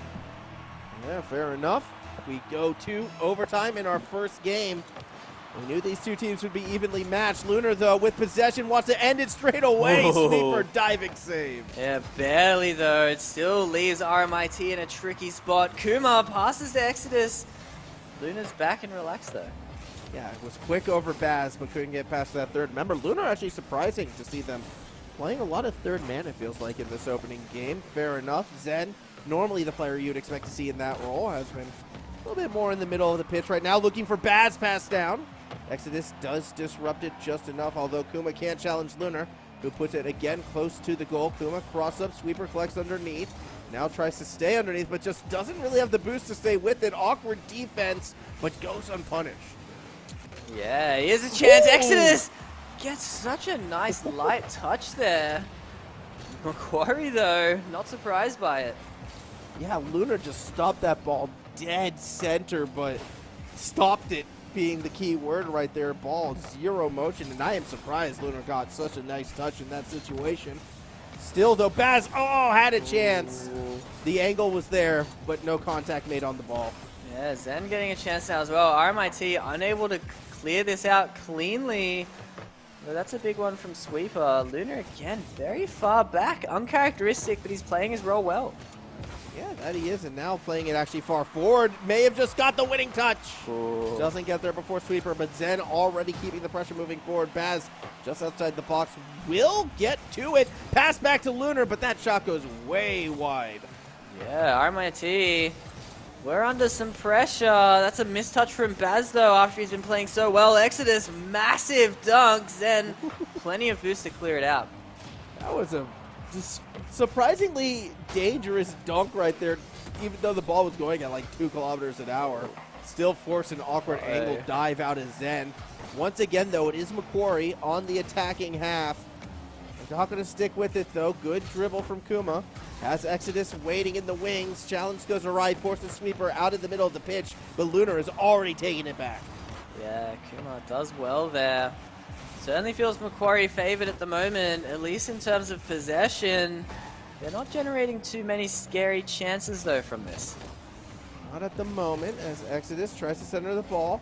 That's a scary. That's a shot. Kuma diving back does get the save. Yeah, gets back in time and now just stalling, fakes out one, tries to 50 past 2. Now his team, although should have had plenty of boost, but Exodus still in a very awkward spot. What is this game right now? Like, neither team just able to get shots on. The defensive pressure is so good for both sides. Sweeper does clear it past that middle of the field. And Jake, I did say, yeah, expect a series where goals are hard to come by, but I wasn't expecting 3 minutes overtime in game 1. No, both teams defending really well. Baz so quick, but Kuma smartly stays grounded to defend it. Yeah, and I think everyone should get comfy. This overtime's looking like it could be one of those long ones. Unless Zen right here can find someone. Had the reset, doesn't have the pass. Lunar actually in an awkward spot. Exodus slows it down. Ball gets popped up above the goal, and Zen Tries to create space down the middle. No one wants to challenge straight away. All three defenders were rotating back for RMIT. Yeah, RMIT. Oh, here's a breakaway. Zen back just in time. Sweepers pushing forward. And neither team able to break the defense. There's a big one. Exodus, super awkward position. No! Zen! What was there, that? though, and no one can put it in. It was there for the taking, and somehow Macquarie let it go awry. Kuma back pass. Exodus is like, all right, I guess I'll go for it. But Sweeper was rotating back while the team still had possession with nobody from Macquarie going for the ball. Yeah, that was insanely awkward. Now a big miss by RMIT. That's I mean, in. No! What is going on? Can no one shoot today? Like, what? Is this like, is that the patch? Like, the goal is deceptively smaller now that everything is posting it? What is going on? Oh, both teams looking so awkward. I mean, RMIT are playing as if they're the ones missing the open nets. They look rattled. Baz so quick, gets a double touch. Luna finally gets a goal. Macquarie take game one. As we catch this one again through that corner, Baz, yeah, the double to just hold it right up top. Kuma unable to get there in time, and it took nearly an entire second game to end our first, but Macquarie wins it in overtime. Back and forth. I will say this, though, Macquarie definitely was the team that had more of the attacking pressure. The shot count speaks to it. Oh, wow, yeah. Still, though, both teams had opportunities to end that one earlier. Both teams a little bit awkward on the shooting side of things, and both teams more akin to play conservatively, which has me surprised, particularly for Macquarie. Yeah, Macquarie said they'd be freestyling to their graves. I mean, I don't know what's going on here. That was incredibly boring from their standards. But yeah, interesting game. RMIT, I feel like, were really in control, at least in regulation. But yeah, Macquarie started to take over that overtime, especially near the end. Yeah, they took it over, ran with it, and, well, here we go. Game number 2. Can they keep that momentum going? I still think it's so important for Macquarie to get that clean sweep at some stage. I'm not sure RMIT is going to be the team where they do find it, but maybe their more disciplined play style is an example of them taking their opponents a bit more seriously. We'll see what happens, especially if Macquarie does find themselves with a 2-0 lead. At the moment, though, a chance to make it 1-0 in this game gets pushed aside by Sweeper. Yeah, Sweeper is so consistent in those awkward mechanical situations. Finds the clear. And now they're going to get a chance from this. Kuma, he's dangerous in these positions. Sweeper's going to get a chance, but it's too slow. I'm still waiting for Sweeper to make appearances again, you know, in RLCS main events right now. I still miss the Sweeper from Dumb Luck Esports at the Commonwealth qualifiers, who, yes, was kind of just happy to be there, but still, that team, super fun to watch, and that's the Sweeper I will remember. Ooh. This is the Lunar, though, I remember for the right now. Straight down the middle, 1-0 lead. Yeah, getting a freebie. What happened here? Exodus just forgetting how to play the game. Passing to Lunar in front of his own net, and that's a disappointing one. That is a bit of a punish, and that is now 3 unanswered goals, actually, going Macquarie's way if you look at the totality of this series. Baz has Zen underneath, but goes solo instead! There's the sizzle, and that's 2 points on the board. Dude, Baz is looking so good this series, just mechanically, his confidence, and I mean, it culminates in that. What a goal. Yeah, that is, and let's go back to the point we made at the start of the day, you know. Some of these players been working hard, getting the mechanics up to point for RLCS starting very, very soon. Open qualifiers this weekend, and yeah, plays like that are why. I think Baz, definitely one of those, you know, bubble player type teams that they've been on. They're the ones who work especially hard this time of year. Yeah, he'll be out to prove himself, and I mean, he's playing well here for sure. Macquarie in a very comfortable position for the first time in this series. Yeah, that they are. Still 3:30 on the clock as Lunar off their own backboard will start to press it forward. Zen's underneath. Nice touch. Baz going up forward. Exodus stops what would have been a spike, possibly down and in. Yeah, not quite yet. RMIT still feels like they've let off the gas pressure in terms of offense, and now their defense is falling apart as well. Zen steals it, but that was all Baz. Yeah, that was another great player right there. Down the middle, Zen. Yeah, I mean, look, Baz scored that goal. It was a bad goal in our hearts. That's dirty from Zen. I don't know what he was going for there, but I mean as well, now it's Sweeper's chance, getting a freebie of his own. Yeah, that was a quick one right there as Sweeper gets that touch. I'm just so sorry. I got a little distracted because I started thinking about some things. So, Sweeper, Lunar, and now Baz have all been on Dumb Luck Esports at some point of time, but never with each other. What is... Man, is that the players switching around a lot or the org switching around? Org.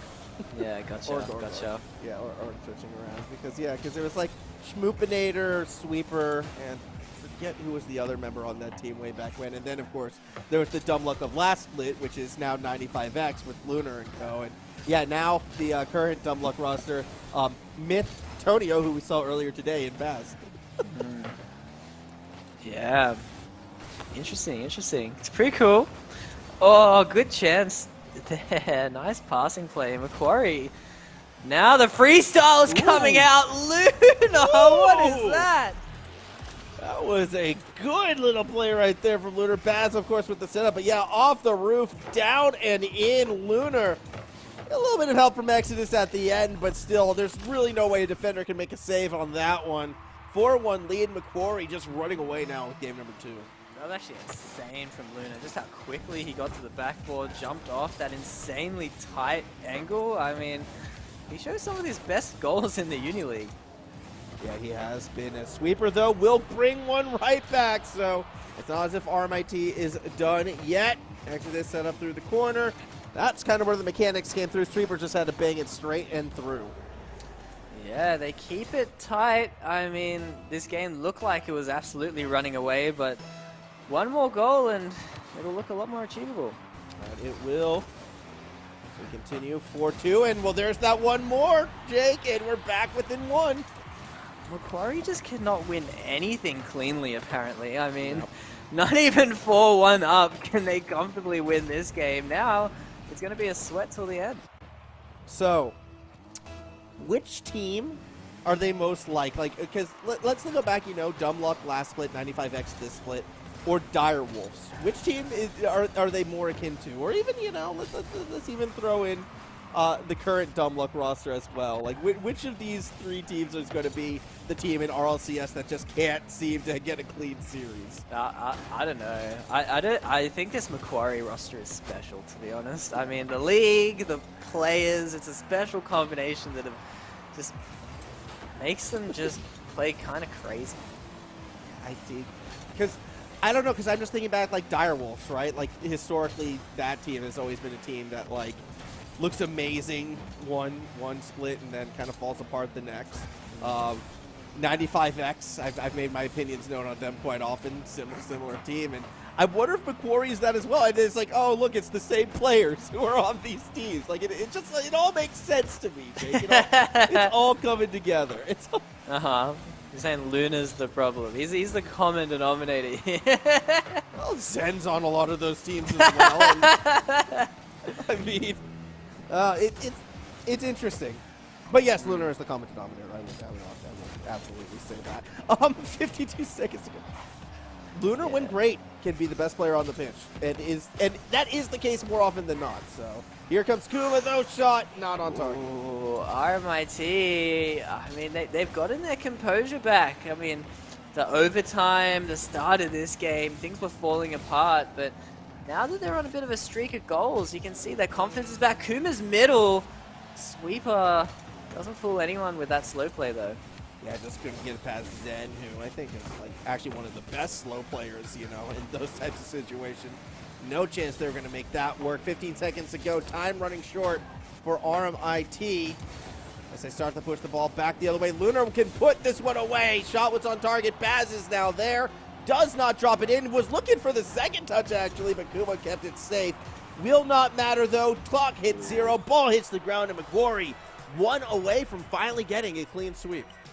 Yeah, finally, but again, that game 2, that could have been a lot cleaner from them. But I mean, a win's a win. 2-0 up, they're in a great position. We said how tough this match would be. even RMIT might have been the favorites, but Macquarie coming out so strong. Yeah, I mean, well, Macquarie, I think, was always the favorites. I was kind of backing the upset right now, and you can see why Macquarie can get shaky at times. But, no, they are the favorites, and they are kind of holding it down. And we saw it at the start of that second game, Jake. Like, when Macquarie gets cooking, like, they put in a lot of goals very quickly. And that's how they've bailed themselves out of some awkward situations in the past. Either way, here we go. Game number 5. And this is, oh, sorry, game number 3. Why did I say game 5? It's game number 3. Game 5 atmosphere. You've still got last series in your head. I do. And maybe it turns into last series. You know, let's get the reverse sweep going. Oh, that would be amazing. Can we have back-to-back reverse sweeps? That would be amazing. I wish. Oh, well, you know what? Macquarie, them and their fans certainly don't want that. Baz won't be able to get the double, though, to kick it off. Sweeper. Not a lot of speed, though, bringing it back to the blue side of the field. Oh, cheeky pinch, though. I like what they were cooking up there, but it's just wide. And actually, now the counterattack. Baz with the pre-jump. Almost gets it. Kuma pre-jumping now. Here come the pre-jumps, both sides, apparently, as Baz puts it back the other way. Should get there first, but misses the ball. Pressure from Kuma kind of forced the issue. Oh, Zen. Oh, that was almost beautiful. Exited barely back in time to stop the ground pinch. As I said before, Zen is one of the best, you know, sudden slow plays in this region because of situations like that. Kuma, though, does get the clear back to the other side. Ball starts to fall down. Here comes Lunar. Gonna go for the dribble. Sticks with it. Reset. Musty. Okay, Lunar, but it's not on target. Lunar very fancy. Now Kuma sending it the other way. I mean, both these teams just looking to outstyle the other at the moment. I mean, that certainly favors Macquarie. Who do you reckon actually is the best at, like, the sudden slowdown to fake and then shot? In the lobby or like OC? No, in the region. Let's go region. Probably someone from Power, like Amphis is like what I'm thinking my of. two thoughts were Amphis and Banana Head. Oh no, it's Banana Head. Yeah. Yeah. That's actually like his thing. He's gotten a lot quicker now, but that's really where he gets his impressive goals from. I still remember that double that he got at the end of the fall split, where he just faked 2 people out, like, back to back with the slow play. Yeah, he's nasty. He breaks ankles, man. You know what's scary? He's still a couple years away from competing in the AEL Uni League. Dude, he'll slaughter everyone. Oh, no. I'm here for it. If I were a university, I'd start looking to recruit. I'd start, be like, hey, come to our university, maybe give a little bit of a scholarship, play on our Rocket League team. We will be consistent AEL champions. Just putting that out there. Zen shot saved by Kuma.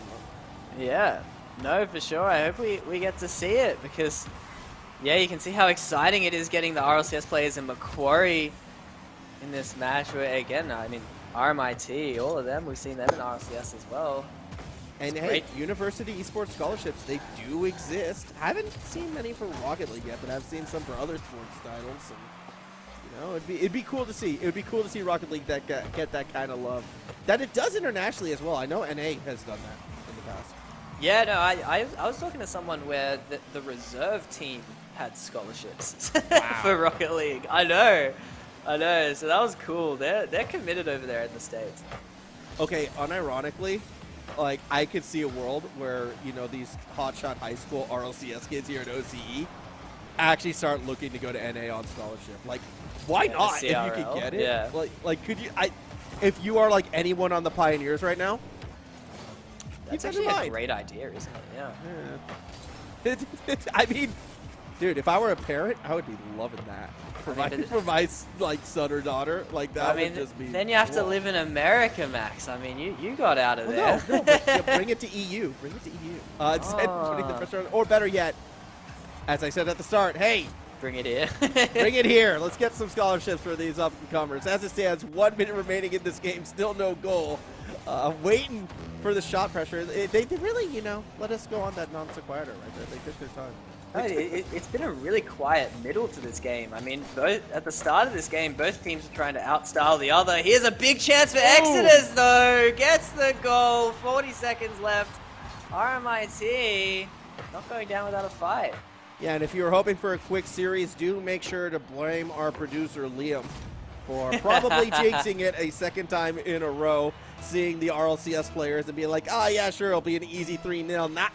That's not how it works here. RMIT right back in it with 45 seconds. He doesn't learn his lesson, does he? Not at all. Here we go. Another gives shot. us fun, Rocket League. Exodus. Keeping pressure on the backboard. Baz has to put it to the corner. Exodus again looking to drop it down. Zen still gets underneath it. And now we start to press up the other way. Sweeper denying Lunar any chance. Yeah, 20 seconds remaining. Macquarie, they're not going to get many chances left, although there's a double commit. Baz senses it. Kuma, clutch touch from him, and now Lunar's on the back foot. And is this, it's looking more and more likely this is going to be another series that Macquarie put themselves in position to sweep and fall at the last step, or do they? Baz! Clean double to tie us up with 4 seconds. Baz continuing his MVP performance here. Sweeper tragically running out of boost, and Baz making it look too easy. Dude, today is getting me excited for Dumb Luck Esports. Like, you know, Baz looking super strong. Tonio took a couple games, but again, they kind of showed up last minute, and then when they started cooking, they were looking strong as well. I don't know, that lineup could be something to watch out for. I mean, Macquarie, something to look out for here. Zen can't get the 0-second double. RMIT saved a bit by that overtime call. They were looking in trouble there. And I mean, all momentum seems Macquarie's way at the moment. And, well, it ends just as quickly. Yeah, kickoff goal was all they needed. 8 seconds.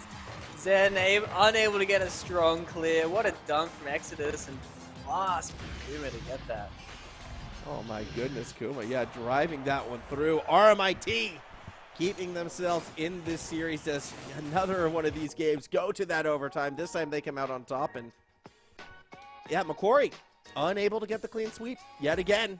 Now have, you know, 2 more chances to seal the deal, but RMIT, they looked a lot more calmer than they did in that first couple games. Like, that was a much more controlled game by both sides, which is promising moving forwards, but Macquarie did get a little flashy at the start, and I do think that slowed them down. Yeah, well, I'm surprised though, because again, RMIT matched it, and I'm like, why on earth are you trying to match Macquarie in terms of style? They've been doing it all season long. And then it got nice and boring. I mean, we were talking about nothing to do with the game for like 3 minutes there. And then when RMIT favored. So I think, yeah, keep it slow, keep it in a more rotational kind of style, and they have the edge. Yeah, I mean, I think we know why, you know, RMIT started to match it. It's because, as Kuma goes straight for the reset right there, they're all friends, right? Like, all these players know each other. I'm sure most of them have scrimmed with each other in the past, so yeah, there's a lot of familiarity on the pitch right now between these two sides. That touch from Zen was probably going in if Baz doesn't touch it. Yeah, I think Baz, very, very smart from him. I would not have expected that from Zen personally. I mean, it would have been, that would have been right up there with that other near own goal that we saw back at the start of the day, a double through the corner own goal. I don't think I've seen that yet. Yeah, I don't know what these players are doing today, to be honest, but they're getting left. They're getting off the hook for it, at least. Oh, man. Zen, another one of those slow play fakes. So good to see. Now Baz with possession. Gets it past Kuma. Tries to take it over the top of Sweeper, who does enough to disrupt Kuna. Tight cut. Has Exodus across the middle. Nope, Exodus actually backed away. And a good thing, too, because Lunar stole the ball. Yeah, what a bang from Lunar. Exodus clears it nicely, though. Macquarie starting to get into a groove here on the offense. Baz still looking so deadly. Yeah, Baz has definitely been the player to look out for. And if you go back to Macquarie's successes, I dare say Baz has kind of been the strongest, like, showing player on this team throughout this event. But in this instance, the defense slowing them down. Zen actually gets the first touch. Big bump onto Baz. Nearly clears it back the other way. Lunar, do they have the reset? Nope, not quite. And the defense will, again, try desperately to give themselves even more space. Yeah, Macquarie continuing this pressure. Look how smooth they're starting to look, although far too cheated was Lunar there. It doesn't seem to matter. Zen gets a chance. RMIT, these aren't the cleanest clears. It might bite them soon, although Kuma gets a dribble. Baz from the side, though. Strong challenge. Yeah, they need the clean clears, especially considering how, like, susceptible Macquarie has been to the counterattack in the past, and you're not going to get it unless you kind of get those decisive driving touches. Early days, though, looking similar to our last game, Jake. Nearly halfway through game number 4 and still no goal. Yeah, still looking very slow. Although, to be fair, it's been very Macquarie dominated. Zen, big air dribble. RMIT really seems like they figured out a solid defensive system, though. Yeah, they have. It worked for them last game. It's been working for them this game. Dunk from Sweeper. Drives a lot of power, but not really well placed. And we start to go back and forth. Tempo on the rise. Yeah, looking good. Pushing forward. Triple commit, but doesn't matter. It was a big demo. Baz maybe playing a little too confidently now. Zen left all alone, but Murray's so strong in this midfield at the moment. Yeah, I mean, it was a triple commit, but it was like an aborted one. But they pulled off the second players realized what was happening there. That's Baz. Actually, we'll get a pass across the middle.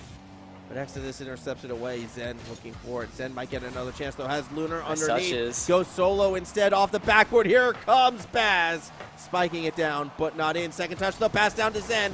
Exodus intercepts it. Lunar too far forward. Has to race back as here comes Kuma, driving it to the blue side of the pitch. Wow, Kuma gets an awesome touch, but Lunar's ready for it. Both these teams stepping up in defense. Still a minute and a half remaining. No goal yet. No goal yet. Minute and a half to go. Pass down to Kuma. Nice Shot! Pass. Here's Lunar a chance. there, but Exodus is as well. Can't keep it powerful enough to get past Zen. Still, RMIT, they're starting to put the pressure on. Exodus underneath. Light touch. Looking for the dunk as Kuma can't get it over the top. Oh, Luna gets it out. The pressure continues. Sweeper. But now counterattack. Baz flips past the ball, though. It does not work out. Oh, doesn't work out on this instance, and we hit the final minute. Still no goal scored.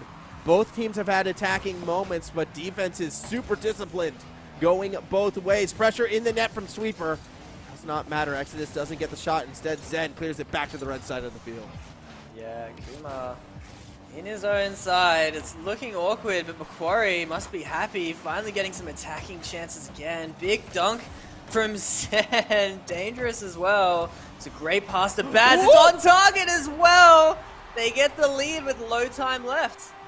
How much did Baz move for this shot? Okay, they said they used about 15 boost going from like the side of the pitch to the center. So no real hurry to get there. Just absolute faith in the team. Turns it into a decisive strike, and with 34 seconds remaining, the kickoff doesn't look that great for RMIT either. Oh, they're all tripping over each other. Kuma barely gets back in time. It's actually a good counterattack opportunity now. Everyone from Macquarie very passive, ready to hold on. Yeah, they're ready to play that defense. Big bump. Exodus puts it up. No one's in it net. looks kind of open. Zen has to dive back. Misses, but there. Exodus just passed it to nobody. That's not how you get it. Sweeper has Kuma underneath, but Baz won't let them set it up. Pressure on Exodus again from Baz, who's doing all the work to end this game. It's Baz's touch again to put this one towards the opposite end and into the ground. Macquarie take the series 3-1. Baz is a god, man. I mean, what a series from him. Just MVP by far.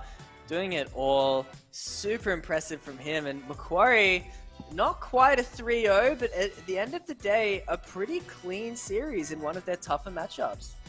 Yeah, I mean, this was the most serious we've seen them take an opponent, I think, so far in this event.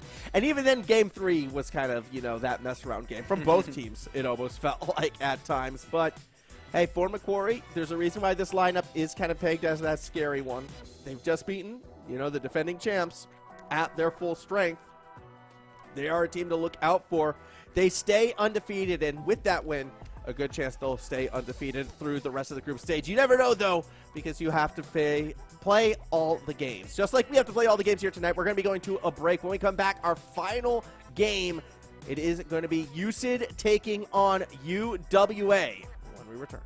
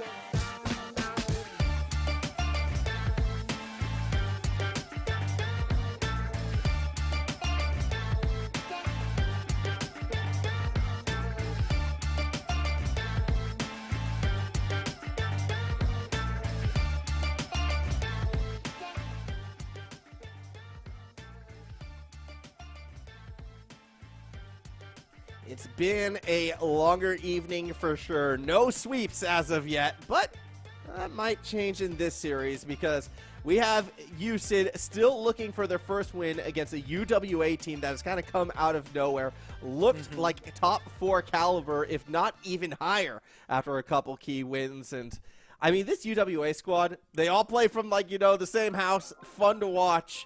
This should be surprisingly business as usual for them. Well, that's where I think there's a question mark here, though, because they had a massive win against UOW, but if you do want to solidify yourself as a top team, you have to consistently beat these teams near the bottom of the ladder. So I think this is still, despite them being the favorites, a proving ground for them.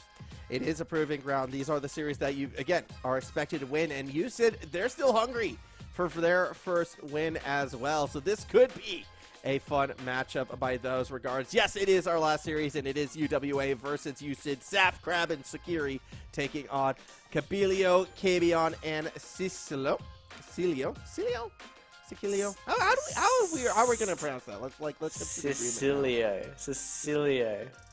All right, we can do Cicilio. Gonna be an interesting one though, because again, this USYD team, they've been struggling, Jake. They've really been struggling to, unfortunately, like, get much forward momentum at all in their favor. Yeah, and like we were talking about earlier with UTS, how they still had like 5 game wins. They were still keeping everything close. USYD have only racked up 2 game wins all league play long. So they have really been struggling, and they're not getting crushed by any means. Like they certainly are great players, and it feels like in every series they do have a shot, but at the end of the day, they just don't seem to be getting the wins. Yeah, no, they just haven't been able to finish the deal. So we'll see if they can get something together here. UWA, though, will be coming in as those favorites, and they would love to get to that 5-win mark. 5-win mark pretty much guarantees you, no matter what, you're going to be finishing in that top 4. And yeah, that would be huge for UWA. Again, this team, I don't know what their expectations were coming into this one. Obviously, you know, you're always hoping to get into that top 4, but with all these strong lineups, they would be thrilled to get it done and dusted. And the scary thing about this UWA team, all 3 members have had, like, series where they have been the one popping off and carrying the squad. Yeah. No, I think if they win this series, they'll have 4 games, which I think would that guarantee you? If you end 4-3? I don't think so. I think because they're like at 4 and 3, there's ways where like ties can happen. Yeah. Multiple teams there, but like at 5, you should be pretty much guaranteed good. Yeah, no, you're definitely right on 5. I think 4 is like likely, but you can get really unlucky with the tiebreakers. Yeah, UWA have honestly had a pretty tough run to get here, which makes their 3-1 record even more impressive. Yeah, it has been. I mean, again, you kind of said it last time, that big win over UOW, who at the time were undefeated. I would call that an upset then. Now, obviously, would be a little bit less sure. Either way, here we go. Straight into the matchup we go. UWA on that blue side. Crab, Saf, SCK. For USYD, Sai, Kabion, and Cabilio. We don't have to worry about calling him Cecilio. We could just call him Sai. Thank you for that. Appreciate you, Sai. Good luck in that match. Here we go. 5 minutes on the clock. Best of 5 in the series. Final one of the night. Yeah, and we'll see if UWA start out looking dominant. They've honestly been pretty consistent in every series we watch them in. Just solid rotational team. They have been very, very strong. Few unforced errors. Sometimes, you know, towards the end of series, we see them get a little nervy. But that could be expected when you're about to kind of ruin an undefeated streak from UOW. So we'll see how they bounce back. Although it is Sai getting the first goal, and USYD strike first. Have we seen Sai play yet for USYD? Because, I mean, that's a good start for him for the series. I think at the start, we definitely saw them play. And, like, I don't know, USYD, again, it's not like this lineup is weak, right? And I feel like you haven't done this. I'll take the blame for this one. Kind of ripped them off a little bit earlier. Maybe underplayed how strong they can be. But, no, like, they are still incredibly strong players. There's a reason why they're in the Elite Series. Yeah, I mean, it's tough to even get into this top division, but I mean, someone has to be at the bottom of it. And at the moment, that's USYD, but it still feels like they have the potential to take some games. And again, UWA aren't a solidified top team just yet, so I think it's a good chance. Although, still keeping it out, Saf Powerful shot, but not powerful enough. Kabir gets the save. That was fantastic goal line defense from USYD because those shots, they weren't like the ones we've been seeing earlier today where they're going awry or going off target. All of those were where they needed to be. It was just a phenomenal job by USYD holding it down, and now Kabilio tries to do the same back. Good pre-jump by Sap, and now the counterattack. No! Oh. It's another open net miss followed by a whiff on the ball. It's affecting everyone, Jake. It's affecting everyone. What was in this update, man? I don't know. You know who it hasn't affected yet, actually? USYD.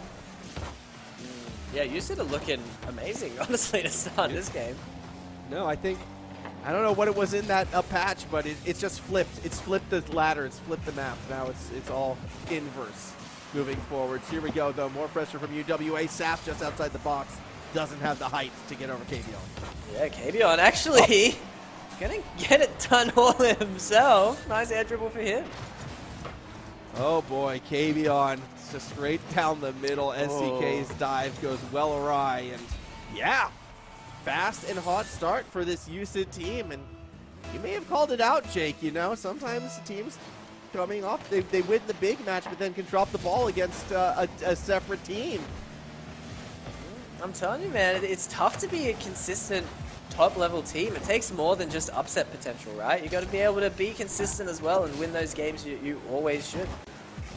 Yeah, well, we'll see if they can find that as Kabilio now. Open net, puts it through. 3 goals, USYD dominating game number 1. Yeah, this is running away quickly. I mean, there's still so much time left, but with 3 goals and just the fashion this game is going, you should have showed up to play. That was a great start for the USYD side. 2:42 though. Still a lot of time left in UWA. If they can get their offense cooking, maybe they can start to bring this one back. Kabilio though, up through that corner, looking to keep the pressure there. Sap has to rotate back, but is already under pressure from Sai. Finding Kavion, and again finding Sai. It's a fake! Kavion puts it through! Dude, why are they wasting all their goals? I mean, save some for later in the series. I mean, this is brutal. UWA can't hold them out. You know, you joke about that, like the idea of saving goals. I think it's true. So often we've seen teams just like blow out teams in game number 1 and then like struggle for the rest of the series. It's happened so many times.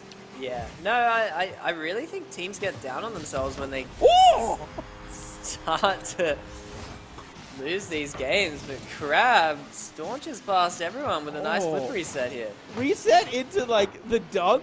I mean, it was kind of an extended dunk, but the principle was still there. That was vicious. So, all right, UWA not done yet. I know, and Kabilio hits him with the no quick chat because I think he's feeling very silly for smacking that right into Crab. Yeah, that was just decisive play. So, UWA waking up. But yeah, to go back to your point, so you think it's just like the mental thing of you just get too eager and then get frustrated right after? I think teams mentally shut off, to be honest. I think once it went to 3-0, I don't think we were seeing the best out of UWA. Maybe we are now because they got that consolation goal. But dude, what USYD is this?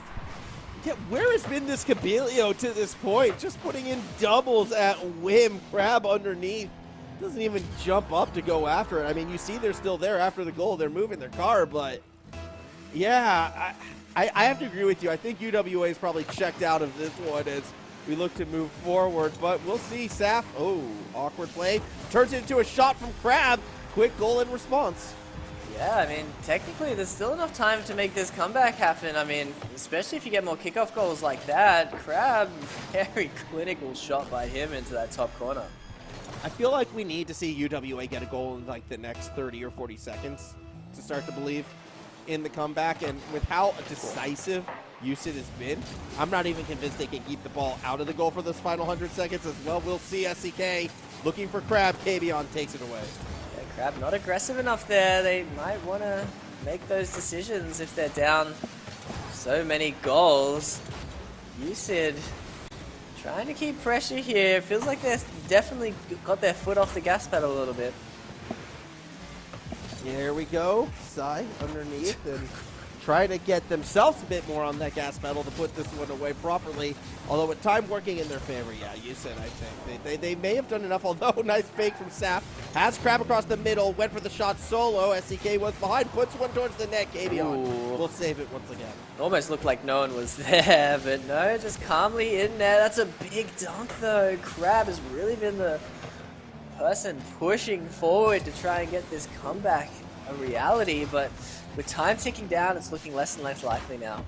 Yeah, it's looking less and less likely for game number 1, but I do want to see UWA play this as if it was still 0-0 in a sense, and get themselves in that playing form for game number 2, which is going to be coming up quite quickly. Half a minute to go. USYD cannot discredit that start, though. Kabion looking in such strong form. Same with Kabilio too. Yeah, all three of them have been popping off. Look how confident Kabilio is in the air. We haven't seen this from him yet. No, and they find that touch, puts it right on target.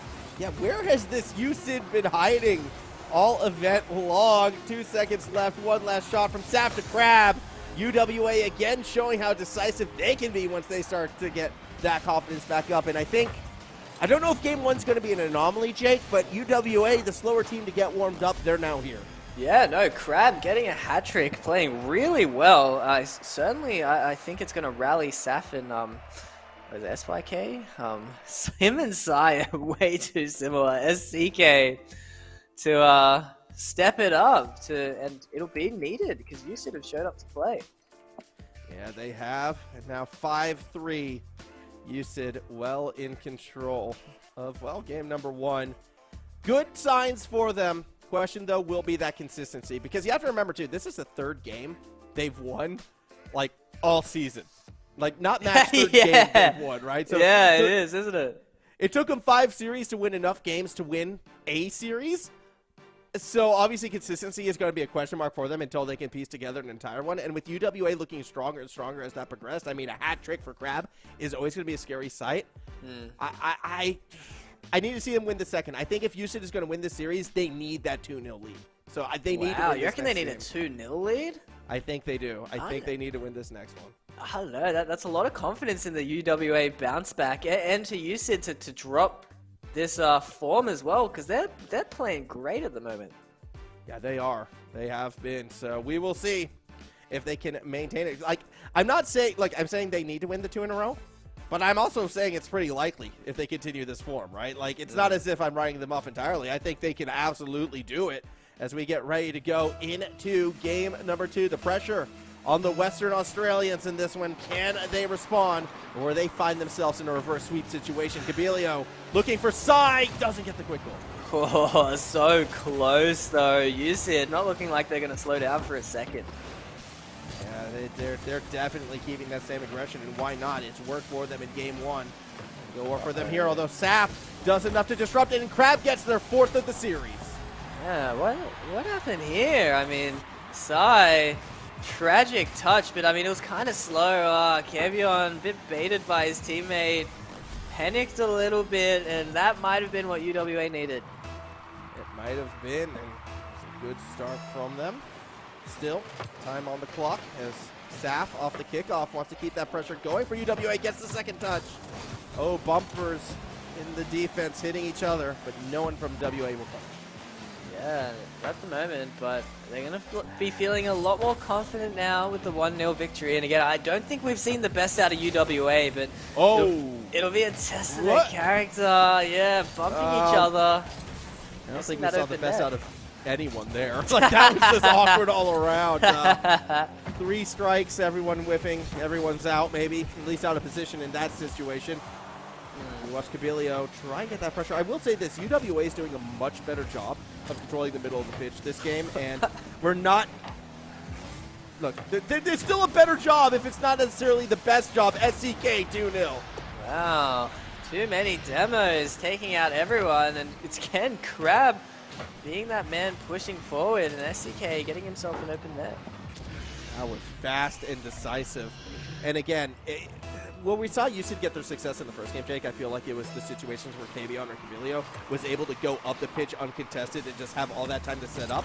that hasn't been happening since. Like, it's been so much more UWA actually, you know, forcing 50s, forcing challenges in that middle of the pitch.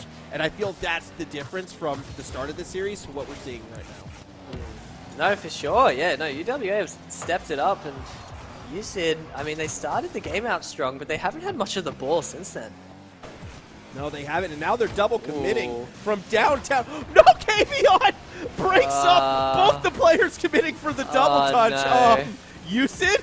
What was that? Oh, it's awkward. The flow has been lost. I mean, before, everyone was looking so good, and now they're just in each other's way. I don't. That was a first for me, Jake. The double commit, the double commit on the double touch, broken up by the third member on the opponent's backboard. Yeah, I've never seen that. I don't know how they didn't get scored on. Honestly, yeah. That was crazy. That was a special moment from the USYD side. Crab now looking for SCK. They connect back down to Crab, looking for the double themselves. Down to Sap. Sai, great save. SCK maybe was in a better position there to score that, but cuts back a little too slow. Flip reset though, doesn't matter at all. Yeah, SCK straight down the center as they could have done whatever they wanted with that one. Yeah, no one was challenging until they got to the ball for that second time, and by then, Damage already in position, already done, 3-0 lead. Yeah, this is the sad part about watching USYD, because I mean, we saw in game one, when everything comes together, they're amazing, but they're just getting in each other's way at the moment. Yeah, that they are, and it's very unfortunate as Sai will push it across the middle of the pitch, especially Kabilio gets there as well. So trying to cross up the defense, trying to force an overcommit from UWA. USYD, loose pressure, but pressure nonetheless. As long as they can stay out of each other's way, maybe they can maintain it. Kabilio getting closer to the goal. Unfortunately, third member from USYD did rotate back and then completely misses the ball. Yep, completely misses. Crab gets a chance. Again, looking so dangerous when he touches the ball, but with 3-0 up, UWA just in absolute control of this game. Yeah, they are and have been, and with a minute and a half to go, UWA returning the favor from game number one. SCK tried to slow it down, really get the powerful shot they wanted at the end of it all. But it does not matter. Again, for UWA, it's all about control at this stage of the game, and well, a fourth goal gives even more of that. 4-0 now. It's looking like we're going to have a tied series. Again, ignoring game one, this is maybe what we were expecting of the series, but USYD know they can do better. They know they have a lot in them, but they've been held to only 2 shots and no goals. I'm trying to figure out what happened in between game 1 and 2, because that USYD we saw in game number 1 was one of the best teams we've seen tonight. The USYD we're seeing in game number 2 is not that, although Sai has a chance and they do get on the board. Yeah, no, it's just been awkward. Certainly UWA have stepped up and kind of like forced them to make these mistakes. They've also had way less of the ball. I mean, look, in offense, they connect, they get the goal, but most of this game has been on the back foot. Most of it has been, and it's been awkward for the USYD team still, with a minute 7 still to go. Kavion actually getting demoed straight away. Sai popping it up, has to stay with it unless Kabilio has the boost to go for it. They do not, so neither of them do much at all. And yeah, just not seeing the sense of urgency from the USYD side that's required as Crab makes it 5-1. No, I mean, we saw it last game. UWA certainly mentally checked out halfway through that, and now we have USYD checking out here. Sai just looking silly as goalkeeper. Yeah, the difference was UWA used that final minute to like reset their mental early, I feel like. They continued to play as if it was 0-0. They continued to, you know, try and stay competitive. And that was something that in the interviews we've had with them, they've admitted to wanting to be one of the things they work on. I'm not seeing that straight away from USYD, although they are putting attacking pressure on, so maybe they too are trying to keep their heads in the game as much as possible, but it's already been flipped back the other way, and that was nearly an own goal. It's tough. I think the time for judging is probably over in this game, and it'll be, you know, eyes on at the start of game 3. Can USYD bring back that magic from game 1? Yeah, I mean, that's what it's going to require. Look, if they can't listen. They can't listen to what I was saying, all right? They can't have that mentality. They need this one. Kabilio He gets a second goal, so good start.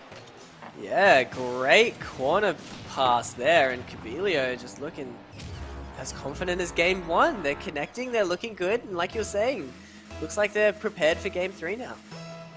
Yeah, good to bring it back, and good to maybe get themselves well and truly back into the series going into game 3, but it will be tied up nonetheless. No sweeps today, Jake. We did it. Yeah. We had an entire broadcast with no 3-0s. Yeah, no, I'm honestly surprised. I thought some of these series would be more one-sided than they have been. Was kind of expecting this one. Yeah, I was kind of expecting a 3-0 here, and I mean, USYD just came out absolutely flying, and I don't know how to call game 3. I believe in the USYD comeback. You know what? I guarantee you, behind the scenes right now, our producer Spicy should be thanking me instead of blaming me, right? Because this means we get even more exciting Rocket League action. They should be thanking me for kind of caster cursing this one before we got into it, as I so confidently said, yeah, I'll be a 3-0 to UWA. Nah. It was just to give us more Rocket League. So you're welcome, Spicy, and you're welcome, people watching along. We got a series tied at 1 apiece. Will USYD find their form and get right back in this one, or will UWA continue to run away with it? Yeah, I mean, I think, well, eyes on UWA as well. If they can keep up this solid pressure, again, Crab is looking like a beast for them. If they can maintain possession, it'll be hard for USYD to have enough of the ball to prove that they're back. Yeah, we'll see if that's the case, although it does feel like whoever controls the game first does get a lot of fast goals, and this one starting with Psy off of a KBon bump, 1-0, 6 seconds in. Yeah, important kickoff goal, and this might be what they needed. Just the early lead. KBon, yeah, that was a clutch find there to get that bump. And, well, it's the pendulum swinging back the other way this time around. USYD out of the gate quickly. Will UWA be able to recover? Well, they're going to put pressure off of this kickoff as well. Here comes SCK. No! Can't make contact with the ball. No, misses there. Crab is going to get another opportunity, although not enough boost to really get anything going at all. Nothing to kind of get any of that driving force, and instead SCK puts it straight to Psy, who doesn't take the shot, goes for the pass instead. KBon is behind Cabilio. Doesn't quite get that last touch with a back pass. Fab getting flipped at a win, it feels like. Back and forth we go. SCK just misses the dunk. Yeah, misses it. Cabilio too slow though on the counter. Gets challenged from behind. UWA looking very hungry to get this equalizer, but that one goes wide. A lot of these ones going wide at the moment. Psy from the inside post. Can only drive it so far before being forced to find a demo. Pressure from the attacking half, looking very dangerous, that touch. It was deceptively close to the net. Not really the threatening touch, though, UWA needs. And now the other way, Cabilio working with Psy, gets it done, 2-0 lead. Man, these guys are solid in offense, man. This Psy-Cabilio duo is working so well as well. And again, Cabilio's confidence isn't stopping. I mean, we saw that challenger just fly past, not get a single touch on that ball, and Cabilio trusted that the whole way.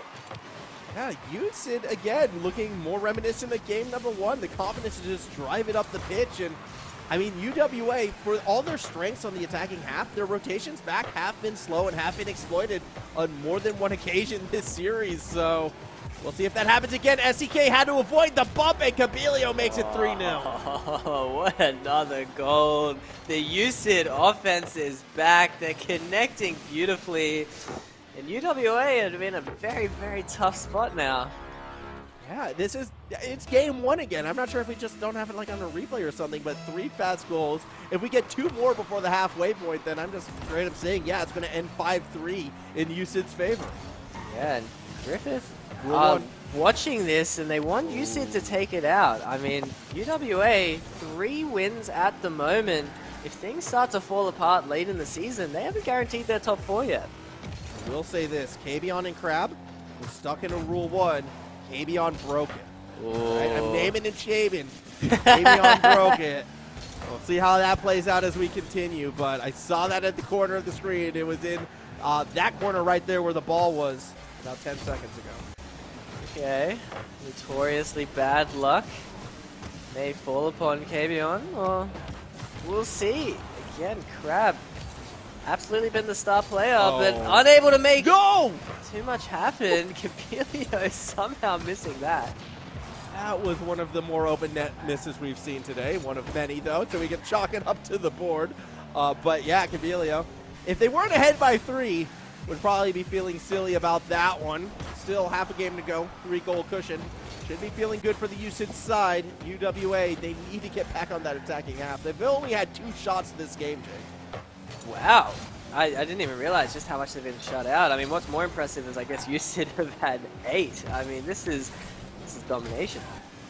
It has been, as Kavion will go to that corridor. Gonna look for Sai underneath. Swing and a miss from Crab. Swing and a miss from Saf. What just happened? Kavion 4-0. Kavion busting out the flip reset from him. Went for the double as well. Technically got it, but didn't exactly hit the ball again. 4-0. UWA. Where has this Kavion been? Where was the double resets in any of the past 4 series out of USYD? Like, I'm so confused right now why they have been, hiding their power level until this series of all series, but fair enough. 4-0 lead. They're going to be going to match point, I feel like, Jake. They only have just a minute and a half to go. I'm telling you, we've seen glimpses of it the whole time, but this feels like the first time they've really brought it out in a series with such consistency and especially solidified their defense as well. They're not throwing away these leads. They're looking good. And UWA absolutely on the ropes here. Now, what would this say about UWA if this trend continues? The team that knocks UOW off their undefeated streak and then gives USYD their first win. It's very random. I mean, it just shows how close this Uni League top 8 is. It really does. It really, really does. And somehow throughout it all, UTS still hasn't found a match victory. And, well, no one there to punish that clear back. 4-goal lead, though, under a minute. It is feeling pretty confident for USYD. They should be going to match point. Whether or not they can seal the deal, though, Jake, that's going to be something to be seen. Yeah, it's tough to seal the deal, but I mean, look how confident they're playing. I don't think they're going to slow down for Game 4, and it'll be... I think eyes are on UWA. UWA really stepped it up in Game 2. They shut out this offense from USYD. They're going to have to do it again. Yeah, that they are. 18 seconds to go. We see Saf try to get something through the corner. Doesn't go too far with it. SCK also will play along the corridor. Has Saf across the middle. Doesn't even attempt the pass. Doesn't get a chance to. Timer ticks down. And USYD 1 game away for their first win of the season. I mean, it's insane. I mean, they're looking so good as they do it as well. I mean, look, UWA aren't looking bad here. I mean, maybe not as aggressive as we normally see them, maybe not as solid in defense, but this is USYD stepping up to a completely new level. Yeah, it is, and it is going to be interesting to see whether or not they can keep that and find that level back one more time. Pressure. Who feels more pressure right here now? USYD to get their first win or UWA to avoid it? Because you can make the argument to both sides. I think UWA to avoid it. I think you're always more nervous on the losing side, but or I guess you're always more nervous on the being the favorite, I should say. Because USYD are chilling, man. I mean, they're used to losing. Suddenly they're in a winning spot. I mean, look, it's great to win, but I don't think they're going to be too devastated if they lose this series either. So they're playing with play money here. Yeah, that they are. And I mean, you never know. I mean, same things we kind of said about UTS at the start. A win here could spark something. 3 and 4, some lucky breaks go your way. There have to be a lot of lucky breaks considering their win-loss record. Yeah. But, you can find yourself back at that top 4. You never know. Although, off this opening play, it is UWA on the initial attack. Now again, USYD are really, Griffith are watching this again. Griffith want USYD to win. They want one of those top 4 spots to open up, become more achievable, and UWA are making it look like they might be the ones. Yeah, that they are. As Saf looking for SCK, the passes connect, but the shot a little off target. Kavion looking awkward actually off the backboard. Big bump from Saf as well, but where's the rest of UWA? No one trusting that play to work. Yeah, and Kavion was just sat there so awkward. It looked like he had no idea what to do. But yeah, UWA, you got to play more aggressive. You certainly have to at least hit the ball. SCK struggling with that. Crab cross up. Saf couldn't quite get behind it. Was looking for one of those cheeky touches, but we'll have to hold out for now. First minute of play, still no goal, but very UWA dominated. I'm actually a bit worried Saf is going like too aggressive. I mean, sure, we want to see them bring it to USYD, maybe control that pressure, but you can't overdo it. You still have to play a solid style. That you do as, oh, good challenge from Saf right there. Nearly falls on the ball as well. Sai, though, starts to bring it back the other way. SCK does recover. No, Saf! What are you doing? Gabilio does get stopped by Crab. Oh, Kevion just out of position for that. UWA very fortunate not to get scored on there. Oh my goodness. SCK did so much hard work to get themselves in position for that save, and then Saf just barrels them out. That was so scary, but UWA does hold on still. University of Sydney, they had a chance. They're on that attack still. Cabilio, next one forward, Saf takes it off of them. No, it does feel like the pressure is getting to Saf. Again, he's gone very aggressive. It might be on purpose though, but we'll see if it's for the better. I'm at least concerned, and you can see USYD still getting a lot of offensive pressure here. I mean, it's such a high-risk style. If it works out for UWA, they go to Champions Field. If it doesn't, well, it ends right here, and I feel like it's going to come off of a Saf play one way or the other. Wow, Crab, very fortunate spawn there. He was the big difference maker in Game 2, Game 1 as well, but unable to get the goal there. UWA miss a big chance. They're missing their chances, not quite able to find it. Sai again, banging it back up the other way. Cabilio in the corner. The pinch goes a little bit wide. Yeah, but USYD feel like they're in control of this series. Again, it's feeling almost desperate from UWA, playing as if they're a goal down already. Yeah, it is a little bit spooky. It feels desperate from both sides, though, at times, as it was an easy back pass to SCK, all planned, I'm sure. Crab now again tries to back pass, but this time, USYD, they're driving forward to punish, and you don't want to give reasons for USYD to play confidently. That's when they look most dangerous. Cabilio, nice pinch, doesn't have anyone across the middle. Well, Gavion caught off guard. Actually, gets a good pass out. SCK wins. This is actually no one home. Cabilio in such an awkward spot, but what a save.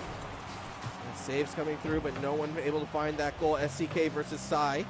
Let's see Sai dribble it along that corridor. Here comes Cabilio again. The two of them working together until Saf finds it on the backboard. Whoa! Double commit from UWA. Both of them trying a very difficult shot. Yeah, a minute remaining. This is going to get more and more anxious for UWA. We're getting into golden goal territory. And here's a great chance from Crab, though. What happened to the USYD defense? They just weren't there. I mean, you see that first challenge, Sai, a little bit awkward, and then no third member. Yeah, not even close. Where'd they go? Too much trust in the team. Too much of that confidence, perhaps. Not too certain, but what we do know is the rotation, not ideal. And this kickoff also going straight to the net. Sai does the wise thing, avoids the second touch. Kavion also avoids the second touch. I guess no one wants to kind of bash that ball this time around. Still, eventually it clears back to the red side. Yeah, Saf playing well as third man now, keeping this ball out of their half. USYD, they're going to run out of chances. Only 30 seconds remaining. They're still in their half. Here we go. Pressure through the corner. SCK might get that one in the net. 23 seconds still left. Sai has Cabilio. We're tied. Oh, UWA, what happened? You had this game. Saf throws himself. And I mean, Crab, absolutely awkward. SCK nowhere to be seen. Mistakes from both teams here. And we kind of said this one before. It was either going to win or lose on the back of Saf. And that was sort of the awkward challenge that UWA could ill afford. Still in a situation where a goal could bring them back. It is a golden goal situation at this stage of the game. Most likely we're going to that overtime unless, Jake, it gets pieced together here. Saf has Crab underneath, but they won't get there. So, overtime and pressure is on UWA. They need this game to stay in the series. The kickoff does not go their way. This is dangerous. Yeah, dangerous straight off the bat. Crab doesn't get the touch. Cabello does touch Kavion, forcing them back. Yet the ball keeps going red way. Crab! No, it's Saf who can't get it. Oh, what a beautiful first touch. He doesn't follow the double, though. That's going to haunt him if they can't win this overtime. That could have been the moment. Instead, overtime continues. Oh, this is awkward. Looks awkward. Saf awkward as well. Where is the next striker? Kavion wanted to stay mid-pitch. Not sure that's right. Demo on the opposite end. Sai was the third defender, but does enough to hold back UWA for now. UWA are looking confident. This is a big change in mentality. They're looking a lot more structured. They're following each other, and you can see USYD haven't been able to touch the ball in a while. No, they have not. It's actually getting really kind of awkward from that USYD side as Kavion looking to drop it down. Crab will collect. Lob shot straight down the middle. Cabello has to push it back to their own corner. Saf is there. Shot saved. Yeah, and Kavion gets it out. It's only him versus Crab. Double flip reset, not this time. But Cabello, big shot. Wow, Sai almost gets the goal. Almost gets it, but isn't quite able to find it, so definitely a little bit awkward right now. We do see Sai start coming back up that other way, play through the corner. Back to the opposite end. Minute and a half into this overtime, both teams have had chances, but neither of them have been able to seal that deal. No, Sai, there's a chance. Saf, very confident as third man, looking a lot more solid now than at the start of this game. That looks almost in. Cabello is there. USYD stepping up. What a banger from Saf, though. We're going to game 5. Saf bringing it back at a key moment, and again, kind of cutting off a teammate to do it. You know, it is what it is. That's how Saf had been playing all game long, but it's enough to go to Champions Field. That was so lucky. I mean, gets bumped by his teammate up and then smashes it bar and down. UWA, absolutely the better team in that overtime, though. Well-deserved game 5. And we're on the Champions Field. Who's going to take the series? Oh, boy. This is a surprising banger of a series to finish the day off. And it's got to end this way, right?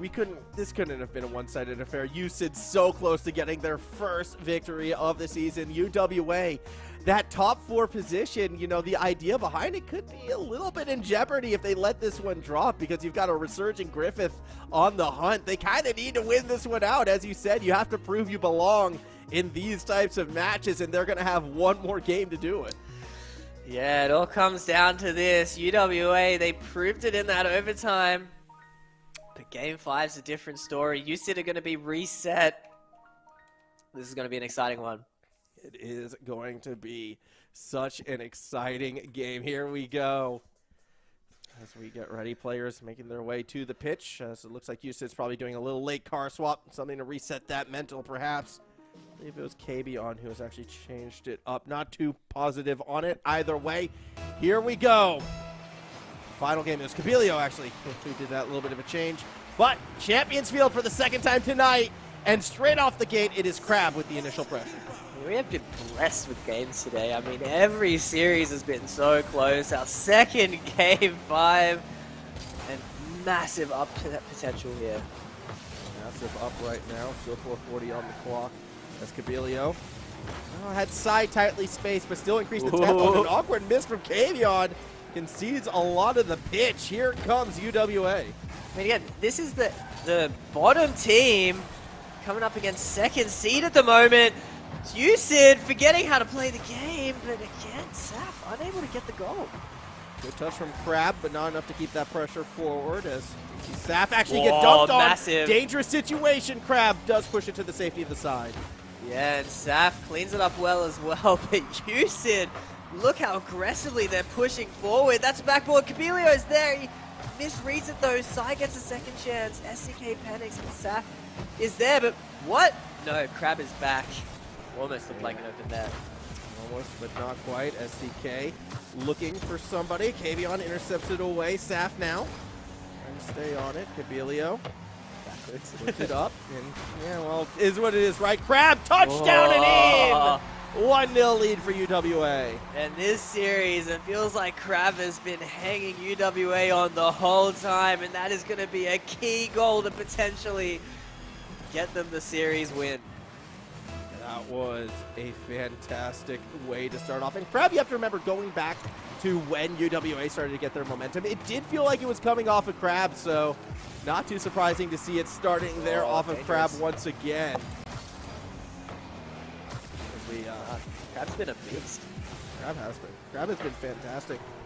So is Kabilio, so is KB on Swiss side. Like, every player in this match has had moments, right? Like, it feels...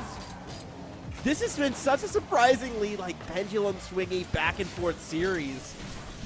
I'm worried, though. I feel USYD is the type of team that needs that lead. And by losing it early, I'm worried they might be losing this one out.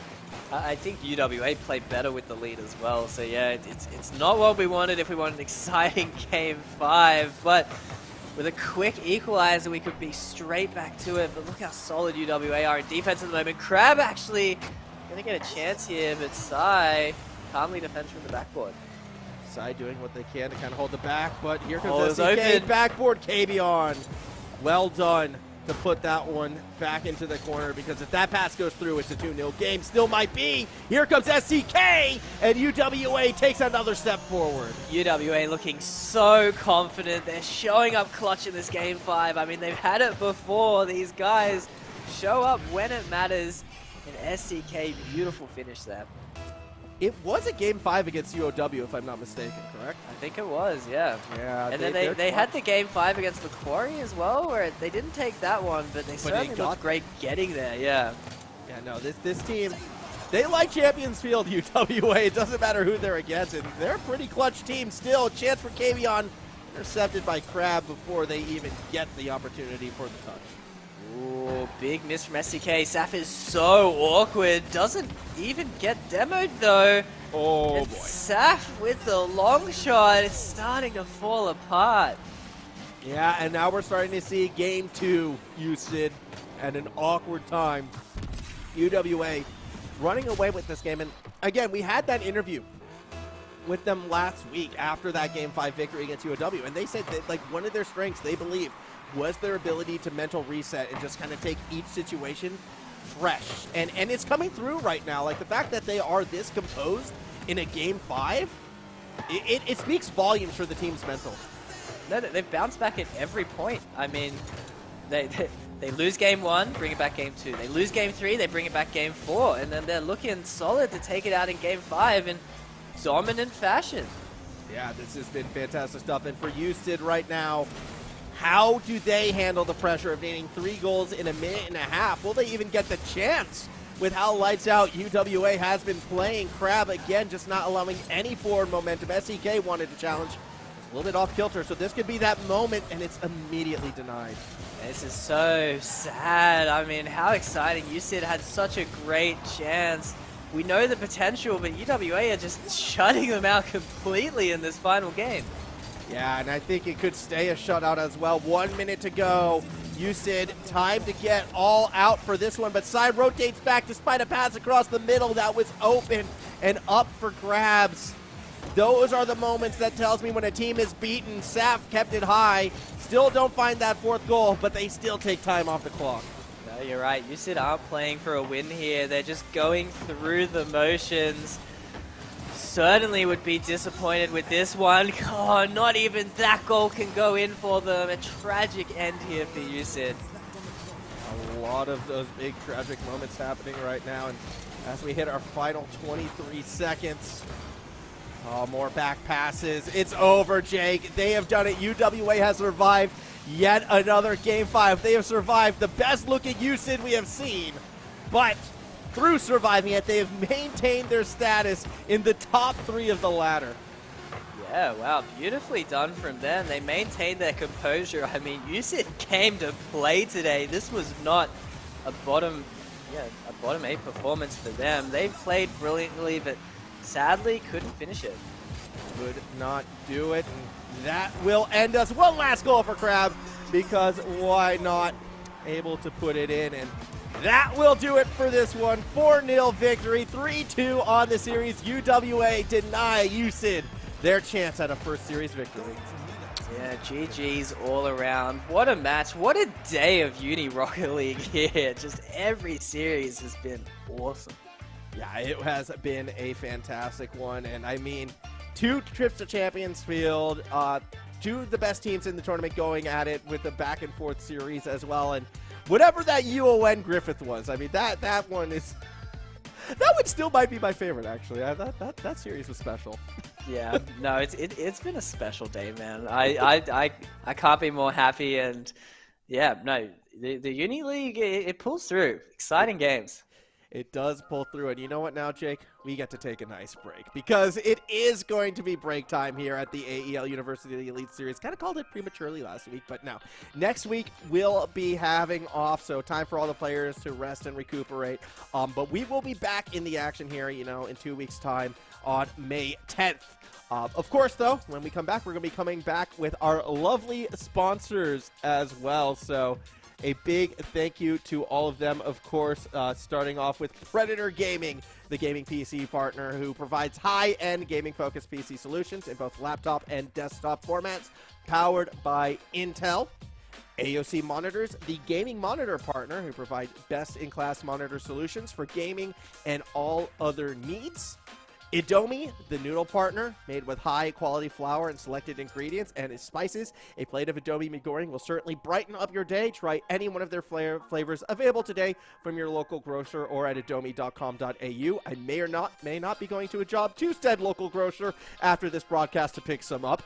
Game on Cancer as well, the charity of choice for AEL who fund much-needed cancer research projects. If you'd like to donate, please head to AEL's Tiltify campaign page. You can scan the QR code below Jake right there to get on it.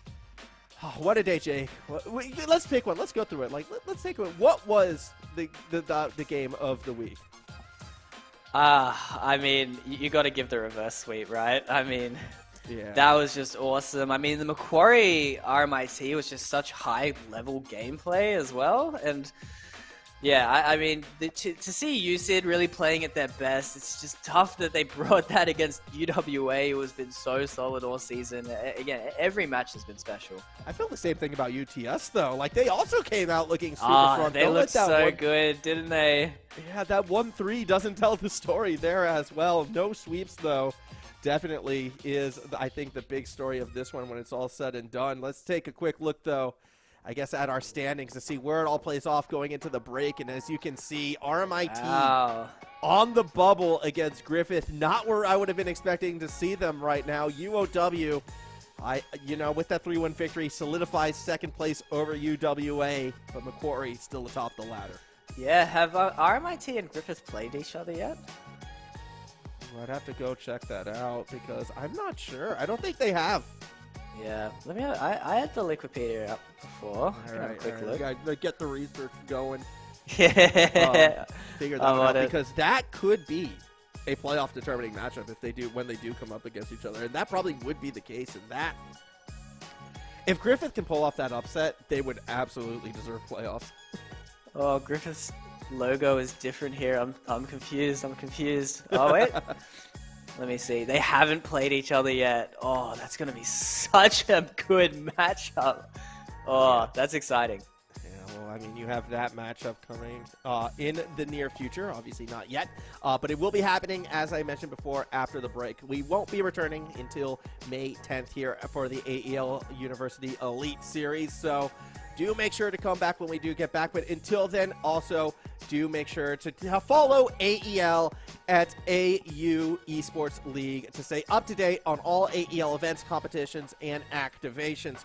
Similarly as well, do drop, some Twitter follows, maybe both of my way and Jake's way as well, because with open qualifiers happening for all CS, there might be some spicy tweets happening here or there. High school series as well on the horizon, so more reasons to follow AEL because, this new high school format is going to be super exciting, very, very different, and a lot of fun.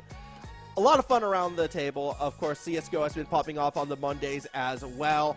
So AEL, good place to be. But Jake, I'm ready. I'm ready to go get myself some Indomie. How are you doing? Yeah. No, I live off that stuff. It's good. All right, it's food time. So we're going to call it here. Thank you so much for joining us. Thank you to our producer, Spicy, and our lobby master, Basincc. We'll see you in 2 weeks.